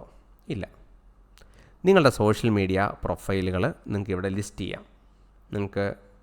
നിങ്ങളുടെ അതൊരു മാൻഡേറ്ററി കാര്യമാണെന്ന് തോന്നുന്നില്ല. നിങ്ങൾക്കത് ഒഴിവാക്കാൻ പറ്റുമെന്ന് തോന്നുന്നു. പക്ഷേ നിങ്ങൾക്ക് എത്രത്തോളം നിങ്ങളുടെ സോഷ്യൽ മീഡിയ പ്രൊഫൈലുകൾ കൊടുക്കാൻ പറ്റുമോ അത്രയും നല്ലതാണ്. ഇപ്പോൾ ഉദാഹരണത്തിന് ഞാനിപ്പോൾ youtube.com/cyber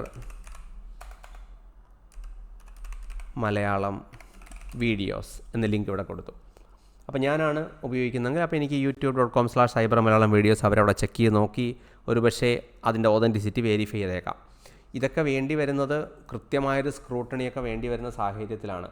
ഈ കാണുന്ന എല്ലാ ഇൻഫർമേഷനും ഒരാൾ മാനുവലി വെരിഫൈ ചെയ്യുന്നുണ്ടോ ഇല്ലെന്ന് നമുക്കറിയില്ല. അല്ലെങ്കിൽ ഒരു ഓട്ടോമാറ്റഡായ സിസ്റ്റം ആയിരിക്കും അത് വെരിഫൈ ചെയ്യുന്നത്. എന്തായാലും നമ്മൾ റിസ്ക് എടുക്കേണ്ട.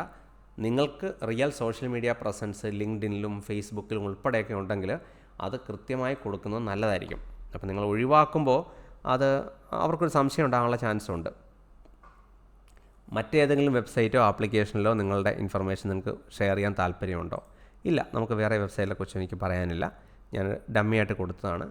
Please correct all areas and error. Okay, zip code അല്ലെ പിൻ കോഡിനെ കുറിച്ചാണ്. എനിക്ക് ഡസ് നോട്ട് അപ്ലൈ എന്ന് കൊടുത്താൽ തീരുന്ന പ്രശ്നമേ ഉള്ളെന്ന് എനിക്ക് തോന്നുന്നു. ഞാനത് സേവ് ചെയ്യാം. ഓക്കെ, അതെടുത്തു. നേരത്തെ പറഞ്ഞ പോലെ ഇത് നമ്മൾ ഫില്ല് ചെയ്യുന്ന എല്ലാം ഡമ്മി ഇൻഫർമേഷനാണ്. അതുകൊണ്ട് തന്നെ അതിൽ റെലവൻസ് ഒന്നും തൽക്കാലമില്ല. പാസ്പോർട്ട് ഇൻഫർമേഷൻ, നിങ്ങളുടെ ട്രാവൽ ഡോക്യുമെൻറ്റ്, റെഗുലർ പാസ്പോർട്ടാണ് നമ്മളെ സംബന്ധിച്ച് നല്ല ശതമാനം ആളുകൾക്കും. ഒഫീഷ്യൽ ഡിപ്ലോമാറ്റിക് അടക്കമുള്ള കാര്യങ്ങളൊന്നും നമുക്ക് ബാധകമായിരിക്കില്ല. പാസ്പോർട്ട് നമ്പർ ടൈപ്പ് ചെയ്യുന്നു. പാസ്പോർട്ട് ബുക്ക് നമ്പർ തൽക്കാലം നമുക്ക് ബാധകമല്ല. എനിക്ക് ട്രാവൽ ഡോക്യുമെൻറ്റ് ഇഷ്യൂ ചെയ്തിരിക്കുന്നത് ഇന്ത്യയാണ്. ഇത് എവിടെ നിന്നാണ് നിങ്ങൾക്ക് ഇഷ്യൂ ചെയ്തതെന്ന് കൃത്യമായ ഇൻഫർമേഷൻ അവിടെ കൊടുക്കണം. ദെൻ ഇത് പാസ്പോർട്ടിൽ ഉണ്ടെങ്കിൽ മാത്രം സ്റ്റേറ്റ് ആൻഡ് പ്രൊവിൻസ് കൊടുത്താൽ മതി. എന്നെ സംബന്ധിച്ച് പാസ്പോർട്ടിലില്ലായിരുന്നു. ഇഷ്യൂ ഡേറ്റ് കൃത്യമായിട്ട് കൊടുക്കുക. പാസ്പോർട്ടിലുള്ള ഇൻഫർമേഷൻ അനുസരിച്ച് തന്നെ കൃത്യമായിട്ട് ഇഷ്യൂ ഡേറ്റ് കൊടുക്കുക. പാസ്പോർട്ടിലുള്ള പോലെ തന്നെ എക്സ്പയറി ഡേറ്റും കൊടുക്കുക. ആ ഇൻഫർമേഷനിലൊന്നും 22 ആകുമ്പോഴത്തേക്ക് 32 ആയിരിക്കും. ഓക്കെ, നോ എക്സ്പയറി എന്ന് പറയുന്ന പാസ്പോർട്ട് എന്താണെന്ന് എനിക്കറിയില്ല. നിങ്ങളുടെ പാസ്പോർട്ട് അടുത്ത കാലത്ത് വല്ലതും മോഷ്ടിക്കപ്പെട്ടിട്ടുണ്ടോ? ഇല്ല. കണ്ടിന്യൂ വിത്ത് ആപ്ലിക്കേഷൻ. അപ്പോൾ ഓൾമോസ്റ്റ് മുമ്പോട്ട് പോയി. നിങ്ങൾക്ക് മനസ്സിലായല്ലോ, ഇത് വലിയ ബുദ്ധിമുട്ടുള്ള കാര്യമൊന്നുമല്ല. ഇതൊക്കെ ആർക്കും ഫില്ല് ചെയ്യാവുന്നേ ഉള്ളൂ. നിങ്ങൾക്കങ്ങനെ ഒരു കോൺടാക്ട് പേഴ്സൺ ഇല്ലെങ്കിൽ നമുക്ക് ഡു നോട്ട് നോ കൊടുക്കാം. ഓർഗനൈസേഷൻ നെയിമും ഡു നോട്ട് നോ കൊടുക്കാം. എനിക്ക് ആക്ച്വലി ഇതിൽ രണ്ടെണ്ണത്തിൽ ഏതെങ്കിലും ഒരെണ്ണേ പറ്റുള്ളൂ കേട്ടോ. നിങ്ങൾക്ക് അറിയില്ല എന്ന് പറയുന്നതിൽ ഓരോ ഓപ്ഷനേ പറ്റുള്ളൂ.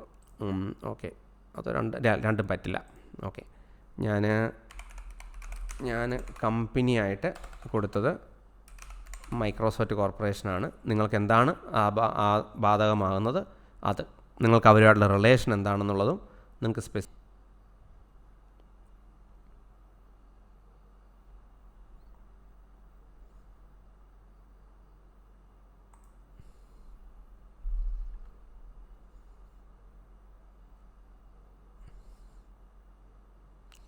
ഓക്കെ. അപ്പോൾ ഇതുപോലെയാണ് നമ്മൾ ഈ ഓപ്ഷൻസ് തുടരുന്നത്. അപ്പോൾ ഇത് കാര്യങ്ങൾ നിങ്ങൾക്ക് മനസ്സിലായി എന്ന് വിചാരിക്കുന്നു. ഇങ്ങനെയാണ് നിങ്ങളിത് ഈ DS-160 ഫോം ഫില്ല് ചെയ്യുന്നത്. അതിൽ നിങ്ങൾക്ക് ഇനിയിപ്പോൾ ഫില്ല് ചെയ്യാനുള്ളത് നിങ്ങളുടെ വർക്ക്, എഡ്യൂക്കേഷൻ, ട്രെയിനിങ് അടക്കമുള്ള മേഖലയും സെക്യൂരിറ്റി ആൻഡ് ബാക്ക്ഗ്രൗണ്ട് ചെക്കും മാത്രമാണ് അഡീഷണൽ ഉള്ളത്. ഫാമിലി ആൻഡ് റിലേറ്റീവ് ഫില്ല് ചെയ്ത് കഴിഞ്ഞാൽ ഞാനിത് കംപ്ലീറ്റ് ആയിട്ട് ഇനി എക്സോസ്റ്റീവായിട്ട് ഇത് ഫില്ല് ചെയ്യാൻ നിൽക്കുന്നില്ല. ഞാൻ ഈ കൊടുത്തിരുന്ന എല്ലാ ഡേറ്റകളും ഡമ്മി ഡേറ്റയാണ്, നിങ്ങൾ കണ്ടു കാണും. അപ്പോൾ ഇത് കൃത്യമായ രീതിയിൽ ഫില്ല് ചെയ്യുക. അപ്പോൾ ഈ ഡമ്മി ഡേറ്റയ്ക്ക് പകരം കൃത്യമായി ഫില്ല് ചെയ്യുമ്പോൾ ഓതൻറ്റിസിറ്റി നോക്കണം. എനിക്ക് വളരെ എളുപ്പത്തിൽ ഇത് ഫില്ല് ചെയ്ത് മുമ്പോട്ട് പോകാൻ പറ്റി. നിങ്ങൾ കൃത്യമായിട്ട് ചെയ്യണമെങ്കിൽ നിങ്ങൾ എല്ലാ ഡേറ്റയും, പാസ്പോർട്ടിന് നമ്പർ അടക്കമുള്ള കാര്യങ്ങൾ ഒരു കാരണവശാലും തെറ്റരുത്. അവിടെ പറഞ്ഞ ഒരു പാരാമീറ്ററും തെറ്റരുത്. കൃത്യമായി ഇൻസ്പെക്ട് ചെയ്ത് മുമ്പോട്ട് പോവുക.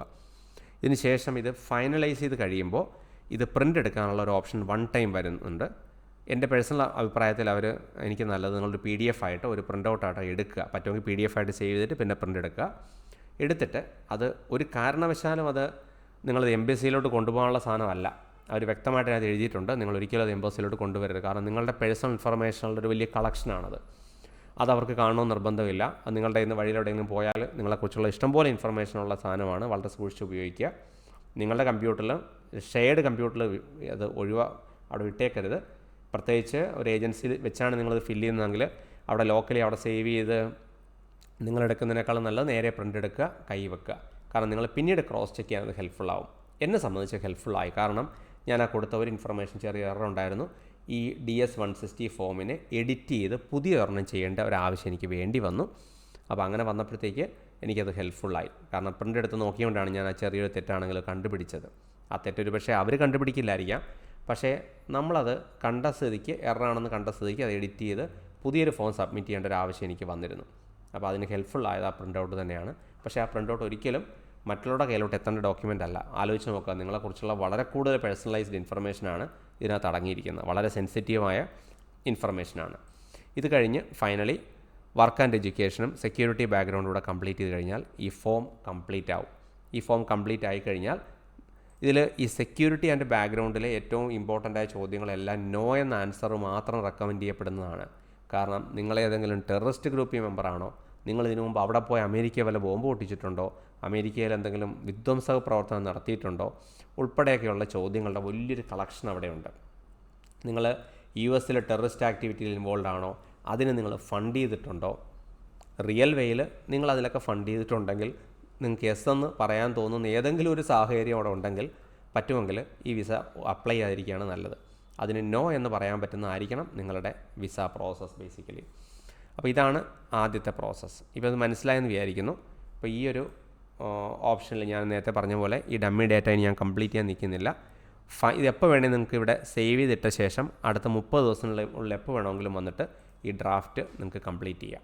അപ്പോൾ ഇതാണ് ബേസിക്കലി ഈ വിസ പ്രോസസ്സിങ്ങിൻ്റെ നിങ്ങളുടെ ഫോം 160 DS-160 ഫില്ല് ചെയ്യാനുള്ള ഓപ്ഷൻ. അപ്പോൾ നമുക്ക് മനസ്സിലായ സ്ഥിതിക്ക് അടുത്ത ഘട്ടത്തിലേക്ക് ഇത് കംപ്ലീറ്റ് ആയെന്ന് വിചാരിക്കുക. ഇത് കംപ്ലീറ്റ് ആയി കഴിയുമ്പോഴത്തേക്ക് നിങ്ങൾക്കൊരു ആക്ച്വൽ ഒരു DS-160 കൺഫർമേഷൻ്റെ ഒരു ഓപ്ഷൻ കിട്ടും. അപ്പോൾ ആ കൺഫർമേഷൻ്റെ ഒരു ഫയലാണ് ബേസിക്കലി ഇത്. ആ കൺഫർമേഷൻ ഫയൽ നിങ്ങൾക്ക് കിട്ടും. അത് പ്രിൻ്റ് എടുത്ത് കൈവെക്കുക. അപ്പോൾ എന്നെ സംബന്ധിച്ചുള്ള ഈ ഒരു ഡോക്യുമെൻ്റ് ഇനിയിപ്പോൾ റെലവൻ്റ് ഒന്നും അല്ല. കാരണം ഞാൻ ഓൾറെഡി ആ പ്രോസസ്സിലൂടെ പോയി കഴിഞ്ഞു. ഈ നമ്പറും ഈ സ്പെസിഫിക് കാണിച്ചിരിക്കുന്ന ഇൻഫർമേഷനൊന്നും വലിയ തോതിൽ ബാധകമായ കാര്യമൊന്നുമല്ല. ഇതിൽ അതവർ എടുത്ത് തരുമ്പോഴത്തേക്ക് അവർ വ്യക്തമായിട്ട് അവരതിനകത്ത് കാണിക്കുന്നുണ്ട്. This is not a visa എന്ന് കൃത്യമായിട്ട് അതിനകത്ത് എഴുതിയിട്ടുണ്ട്. കാരണം അതൊരു തെറ്റിദ്ധരിക്കാതിരിക്കാൻ വേണ്ടിയാണ് അതൊരു വിസയല്ല എന്ന് പറയുന്നത്. ആൻഡ് ഇതിനകത്ത് പറയുന്നത് electronically submitting your DS-160 is the first step for visa application. The next step is to review the internet page on embassy or consulate where you need to apply for the visa. അപ്പോൾ അത് അടുത്ത സ്റ്റെപ്പാണ്. അത് different ആയൊരു വെബ്സൈറ്റാണ്. DS-160 form submit ചെയ്യുന്ന സ്ഥലത്തല്ല നിങ്ങൾ visa scheduling process ചെയ്യുന്നത്. ഇനി അടുത്തൊരു ചോദ്യം ഇതിനൊപ്പം തന്നെ എപ്പോഴും പലരും ചോദിക്കാൻ സാധ്യതയുള്ള ചോദ്യമുണ്ട്. ഒരു ഫോട്ടോ, വിസയ്ക്ക് വേണ്ടിയുള്ള ഫോട്ടോ എടുക്കണ്ടേ. ഞാൻ ചെയ്തത് US വിസ ആപ്ലിക്കേഷന് വേണ്ടി എന്ന് പറഞ്ഞിട്ട് ഞാൻ സ്റ്റുഡിയോയിൽ ചെന്ന് 2 ഇഞ്ച് ഇൻറ്റു 2 ഇഞ്ച് വലിപ്പത്തിലൊക്കെയുള്ളൊരു ഫോട്ടോയൊക്കെ എടുത്തു. അവർ കൃത്യമായിട്ട് ഫോട്ടോയൊക്കെ എടുത്തു തന്നു, 4 ഫോട്ടോയൊക്കെ എടുത്തു തന്നു. 10-200 രൂപ എൻ്റെ നിന്ന് വാങ്ങിക്കുകയൊക്കെ ചെയ്തു. പിന്നെയാണ് എനിക്ക് സത്യം മനസ്സിലായത്, നിങ്ങൾക്ക് ആ ഫോട്ടോയുടെ ഒരാവശ്യമില്ലായിരുന്നു. ഫോട്ടോ എൻ്റെ കയ്യിലിരിപ്പുണ്ട്. അപ്പോൾ ഇങ്ങനെ ഫോട്ടോയൊക്കെ എടുത്തു. ഇതാ ഇവിടെ ഫോട്ടോയൊക്കെ ഉണ്ട് കയ്യിൽ. ഫോട്ടോ അങ്ങ് വേണ്ടി വന്നില്ല കേട്ടോ. ഫോട്ടോ വേണ്ടി വരാഞ്ഞതിൻ്റെ കാര്യം, അത് നേരത്തെ പറഞ്ഞ പോലെ നിങ്ങൾക്ക് ഇൻ്റർവ്യൂ വേവർ പ്രോഗ്രാമിൽ നേരിട്ട് ചെല്ലേണ്ടാത്ത ആൾക്കാർക്ക് മാത്രമാണ് ആ ഫോട്ടോ ഇപ്പോൾ ബാധകം. മുമ്പ് ഏതെങ്കിലും സമയത്ത് ആ ഫോട്ടോയുമായിട്ട് ചെല്ലേണ്ട ഒരു സാഹചര്യം ഉണ്ടായിരുന്നെന്ന് എനിക്കറിയില്ല. ഇപ്പോൾ എന്തായാലും നിങ്ങളുടെ ബയോമെട്രിക് എടുക്കാൻ പോകുന്ന ആദ്യ ഘട്ടത്തിൽ തന്നെ അവരവിടെ ഒരു ഹൈ ക്വാളിറ്റി ഡിജിറ്റൽ ക്യാമറ ഉപയോഗിച്ച് നിങ്ങളുടെ വൃത്തിയായിട്ടൊരു ഫോട്ടോ എടുക്കുന്നുണ്ട്. ആ ബയോമെട്രിക്കിൻ്റെ ഒപ്പം തന്നെ ഫോട്ടോ എടുക്കുന്നുണ്ട്. അപ്പോൾ അതിവിടെ വ്യക്തമായിട്ട് എഴുതിയിട്ടുമുണ്ട്. ഞാനത് കണ്ടപ്പോൾ എനിക്ക് മനസ്സിലായത്, photo will be taken at the ASC എന്ന് പറഞ്ഞിട്ട് നിങ്ങളുടെ കളക്ഷൻ സെൻറ്ററിൽ തന്നെ അത് എടുക്കുന്നുണ്ടെന്ന് എനിക്ക് മനസ്സിലായത് ഇത് പ്രിൻ്റ് ഔട്ട് വന്നപ്പോഴാണ്. അപ്പോൾ എവിടെയാണ് ചെല്ലേണ്ടതെന്ന് ഉൾപ്പെടെയുള്ള ഇൻഫർമേഷൻ പറയും. നിങ്ങൾ ചെന്നൈയാണ് ആദ്യത്തെ നിങ്ങളുടെ ലൊക്കേഷൻ ചൂസ് ചെയ്തുകൊണ്ട് എനിക്കിവിടെ ലൊക്കേഷൻ സെലക്റ്റഡിൽ US കൗൺസിലേറ്റ് ചെന്നൈ എന്ന് കണ്ടു. അതുകൊണ്ടൊരു കുഴപ്പമില്ല. നിങ്ങളുടെ അപ്പോയിൻമെൻറ്റ് നിങ്ങൾക്ക് വേറെ എവിടെ വേണമെങ്കിലും, ഇന്ത്യയിൽ വേറെ എവിടെ വേണമെങ്കിലും നിങ്ങൾക്ക് ഫിക്സ് ചെയ്യാൻ പറ്റും. നേരത്തെ പറഞ്ഞ പോലെ ഇന്ത്യയിലല്ലാതെ അപ്പോയിൻമെൻറ്റ് ഫിക്സ് ചെയ്ത് നിങ്ങൾക്ക് പോകാൻ പറ്റും. ആ പ്രോസസ് ഇച്ചിരി കോംപ്ലിക്കേറ്റഡ് ആവും. പ്രത്യേകിച്ച് നിങ്ങളൊരു വേറൊരു രാജ്യത്ത് നിങ്ങളുടെ ഒരു പക്ഷേ കൾച്ചറലി ഉൾപ്പെടെ ബന്ധമില്ലാത്ത വേറൊരു രാജ്യത്തുനിന്ന് ഒരു ഇന്ത്യക്കാരൻ അവിടെ ചെന്ന് അപ്ലൈ ചെയ്യുമ്പോഴത്തേക്ക് അഡീഷണൽ കൺഫ്യൂഷൻ ഉണ്ടാകാനുള്ള ചാൻസ് ഉണ്ട്. ഉദാഹരണത്തിന് നമ്മുടെ ഇവിടുത്തെ സാഹചര്യങ്ങളും നമ്മളുടെ സോഷ്യൽ ബാക്ക്ഗ്രൗണ്ട് ഉൾപ്പെടെയുള്ള കാര്യങ്ങളൊക്കെ ഒരു പരിധിവരെ ധാരണയുള്ളവരായിരിക്കാം ഇവിടുത്തെ കൗൺസിലേറ്റിലെ ഉദ്യോഗസ്ഥന്മാർ. ഇപ്പോൾ ഇവിടുത്തെ ഫാമിലി റിലേഷൻസ്, മറ്റ് കാര്യങ്ങളെക്കുറിച്ചൊക്കെ അവർക്കൊരു ധാരണയുണ്ടാവാം. നിങ്ങൾക്ക് അതുമായിട്ട് ഒരു ബന്ധമില്ലാത്ത വേറൊരു രാജ്യത്ത് ചെന്നിട്ട് നിങ്ങളുടെ വിസ അപ്ലൈ ചെയ്യുമ്പോൾ ടെക്നിക്കലി അത് പോസിബിൾ ആണെങ്കിൽ പോലും ആ രാജ്യത്തിരിക്കുന്ന US എംബസി ഉദ്യോഗസ്ഥൻ ട്രെയിൻഡ് ആയിട്ടുള്ളത് ആ രാജ്യത്തിൻ്റെ സാമൂഹിക സാംസ്കാരിക കാര്യങ്ങളുടെ ഒരു ചുറ്റുപാടായിരിക്കാം. അപ്പോൾ അയാൾക്ക് നിങ്ങളെ മനസ്സിലാവണമെന്നില്ല, കൃത്യമായിട്ട് നിങ്ങളുടെ പോകാനുള്ള ആഗ്രഹം എന്തിനാണ് എന്നൊന്നും മനസ്സിലാവണമെന്നില്ല. അപ്പോൾ ചെറിയൊരു ആശയക്കുഴപ്പം ഉണ്ടാകാൻ ചാൻസ് ഉള്ളതുകൊണ്ട് എളുപ്പമാക്കുന്നതിന് വേണ്ടി പലരും അങ്ങനെ വേറൊരു ഓപ്ഷനായിട്ട് പറയാറുണ്ടെങ്കിലും എനിക്ക് പേഴ്സണലി അത്ര കംഫർട്ടബിളായിട്ട് തോന്നിയില്ല. ഇനി ചിലതൊക്കെ എല്ലാ രാജ്യത്തും അങ്ങനെ ചെന്ന് അപ്ലൈ ചെയ്യാൻ പറ്റുമോയെന്നും എനിക്കറിയില്ല.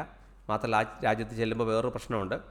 അവർ സ്റ്റാമ്പിങ്ങിന് വേണ്ടി അവരുടെ നിങ്ങളുടെ പാസ്പോർട്ട് വാങ്ങിച്ച് അവർ കൈ വെച്ച് കഴിഞ്ഞാൽ പിന്നെ ആ പാസ്പോർട്ട് തിരിച്ചവിടെ കളക്ട് ചെയ്യുന്നൊരു ദിവസമുണ്ട്. ആ ദിവസം വരെ നിങ്ങൾക്ക് ആ രാജ്യം തിരിച്ചു പോരാൻ പറ്റില്ല. അപ്പോൾ നിങ്ങളുടെ ട്രാവൽ പ്ലാനുകളൊക്കെ അതനുസരിച്ചൊക്കെ ഇടേണ്ടി വരും. സംഗതി കുറച്ചുകൂടെ കോംപ്ലിക്കേറ്റഡ് ആവും.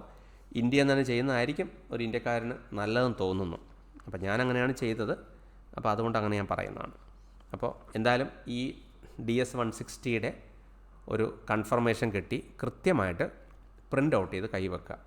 പിന്നെ എത്രത്തോളം സത്യമാണെന്നറിഞ്ഞില്ല, ഇഷ്ടംപോലെ പേരുടെ കമൻറ്റ് ഞാൻ കണ്ടു.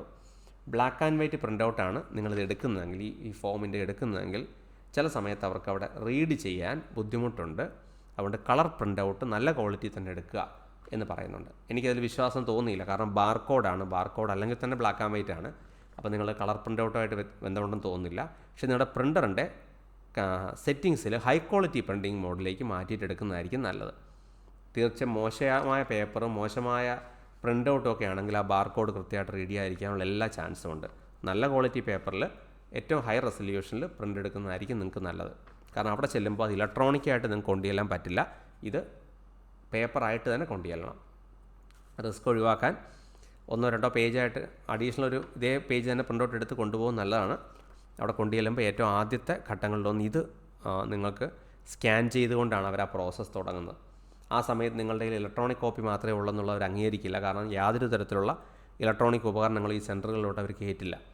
അപ്പോൾ നിങ്ങളുടെ കയ്യിലുള്ള ഫോണിൽ നിന്ന് എടുത്ത് കാണിക്കുക തുടങ്ങിയ പരിപാടികളൊന്നും അവിടെ നടക്കില്ല.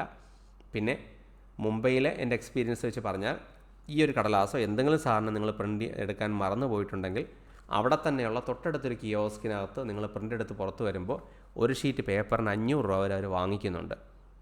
അപ്പോൾ അതുകൊണ്ട് കൃത്യമായിട്ട് ഡോക്യുമെൻറ്റേഷൻ തയ്യാറായി കൊണ്ടുപോകുന്നതായിരിക്കും നിങ്ങളുടെ സാമ്പത്തിക സ്ഥിതിക്കും ടെൻഷൻ അടിക്കാതിരിക്കാനും ഒക്കെ നല്ലത്. അപ്പോൾ എന്തായാലും ഇത് കയ്യിലുണ്ടെന്ന് വെക്കുക. ആദ്യം നിങ്ങളുടെ കയ്യിൽ ഈ പറഞ്ഞ കൺഫർമേഷൻ DS-160 കൺഫർമേഷനാണ് ഏറ്റവും ആദ്യം വേണ്ടത്. അടുത്ത ഘട്ടമാണ് നിങ്ങളുടെ ആപ്ലിക്കേഷൻ സബ്മിറ്റ് ചെയ്യുന്നത്. അതായത് DS-160 ആപ്ലിക്കേഷൻ സബ്മിറ്റ് ചെയ്ത് കഴിഞ്ഞാൽ അടുത്ത ഘട്ടമാണ് നിങ്ങളുടെ വിസ ഷെഡ്യൂളിംഗ് ചെയ്യേണ്ടത്? അപ്പോയിൻമെൻ്റ് എടുക്കുന്ന പരിപാടി. അപ്പോയിൻമെൻ്റ് എടുക്കുന്ന പരിപാടിക്ക് നമുക്ക് അവരുടെ തന്നെ വെബ്സൈറ്റ് ഉണ്ട്. ഷെഡ്യൂളിങ്ങിന് വേണ്ടി തന്നെയുള്ള വെബ്സൈറ്റ് ഉണ്ട്.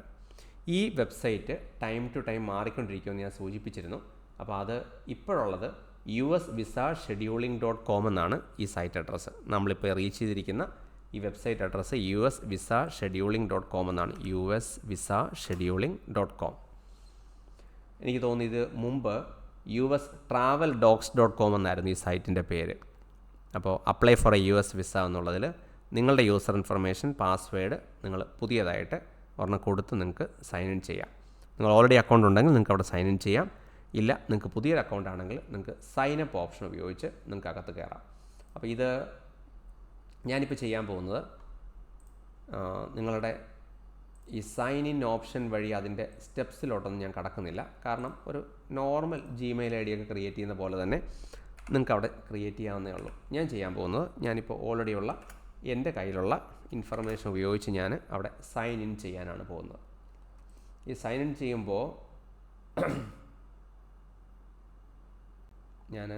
ഞാൻ വേറൊരു വിൻഡോയിലാണ് ഞാനത് കാണുന്നത്. ഞാനിപ്പോൾ ആ സ്ക്രീൻ നിങ്ങൾക്ക് ഷെയർ ചെയ്തിട്ടില്ല, കാരണം എൻ്റെ യൂസർ നെയിമാണ്. ഞാനതുകൊണ്ട് ആ യൂസർ നെയിം ഇൻഫർമേഷൻ അവിടെ ഓപ്പൺ ആക്കാതിരിക്കാൻ വേണ്ടി ഞാൻ തൽക്കാലം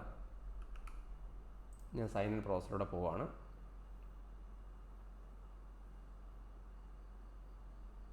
ഞാനൊരു സെക്കൻഡ് എടുത്തോട്ടെ. ചില സമയത്ത് ഈ സൈറ്റ് നിങ്ങളെ സൈൻ ഇൻ ചെയ്യിക്കാനൊക്കെ ചെറിയ ഡിലേയും അതിൻ്റെ ഒരു ക്യാപ്ച പോലുള്ള ഇമേജ് കാണിക്കുന്നതിലൊക്കെ ചില സമയത്ത് ചില പ്രശ്നങ്ങളൊക്കെ വരാറുണ്ട്. അത് സാരമില്ലെന്ന് വെക്കുക, എന്നിട്ട് ഒന്നുകൂടെ കൃത്യമായിട്ട് അത് കൊടുക്കുക. ഞാൻ ലോഗിൻ ചെയ്തോട്ടെ.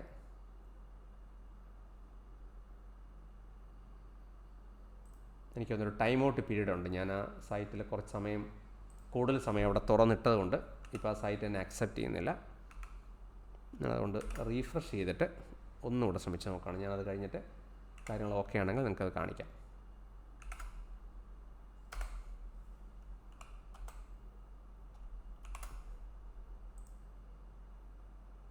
ഓക്കെ, ഈ സൈറ്റിൽ ഒരു ചെറിയൊരു ട്രിക്കി പാർട്ടുണ്ട്. ഈ സൈറ്റിൽ എപ്പോഴും ഓർത്തോണം, നിങ്ങൾ എല്ലാ തവണയും നിങ്ങളുടെ സീക്രട്ട് ക്വസ്റ്റ്യൻ അവിടെ കൃത്യമായിട്ട് ചോദിക്കും. നിങ്ങളുടെ സീക്രട്ട് ക്വസ്റ്റ്യനും അതിൻ്റെ സെക്യൂരിറ്റി ആൻസറും നിങ്ങൾ കൊടുത്താൽ മാത്രമേ നിങ്ങൾക്ക് എല്ലാ തവണയും നിങ്ങൾക്ക് ലോഗിൻ ചെയ്യാൻ പറ്റുള്ളൂ. അപ്പോൾ അത് ഒരല്പം അനോയിങ് ആണ്, പക്ഷേ അങ്ങനെയാണത് വർക്ക് ചെയ്യുന്നത്. നമുക്കതിനകത്ത് വേറെ ചോയ്സൊന്നുമില്ല. വെറുതെ യൂസർ നെയിം പാസ്വേഡും കൊടുത്തതിൻ്റെ പേരിൽ മാത്രം അവർ നിങ്ങളെ അകത്തേക്ക് കയറ്റില്ല. എല്ലാ തവണയും നിങ്ങളുടെ ആ സീക്രട്ട് ക്വസ്റ്റ്യൻ എന്താണോ അത് കൃത്യമായിട്ട് നിങ്ങൾ ടൈപ്പ് ചെയ്തിട്ടുണ്ടാവണം. പിന്നെ അത് കൃത്യമായിട്ട് ടൈപ്പ് ചെയ്യുമ്പോൾ ഒരു പ്രൊട്ടക്ഷൻ നിങ്ങൾക്കുണ്ട്. അവിടെ തെളിഞ്ഞു വരത്തൊന്നുമില്ല. നിങ്ങളുടെ അടുത്തിരുന്ന ഒരാളുടെ അടുത്താണ് ടൈപ്പ് ചെയ്യുന്നതെങ്കിലും അത് തെളിഞ്ഞു വരില്ല. അങ്ങനെ സൗകര്യമുണ്ട്.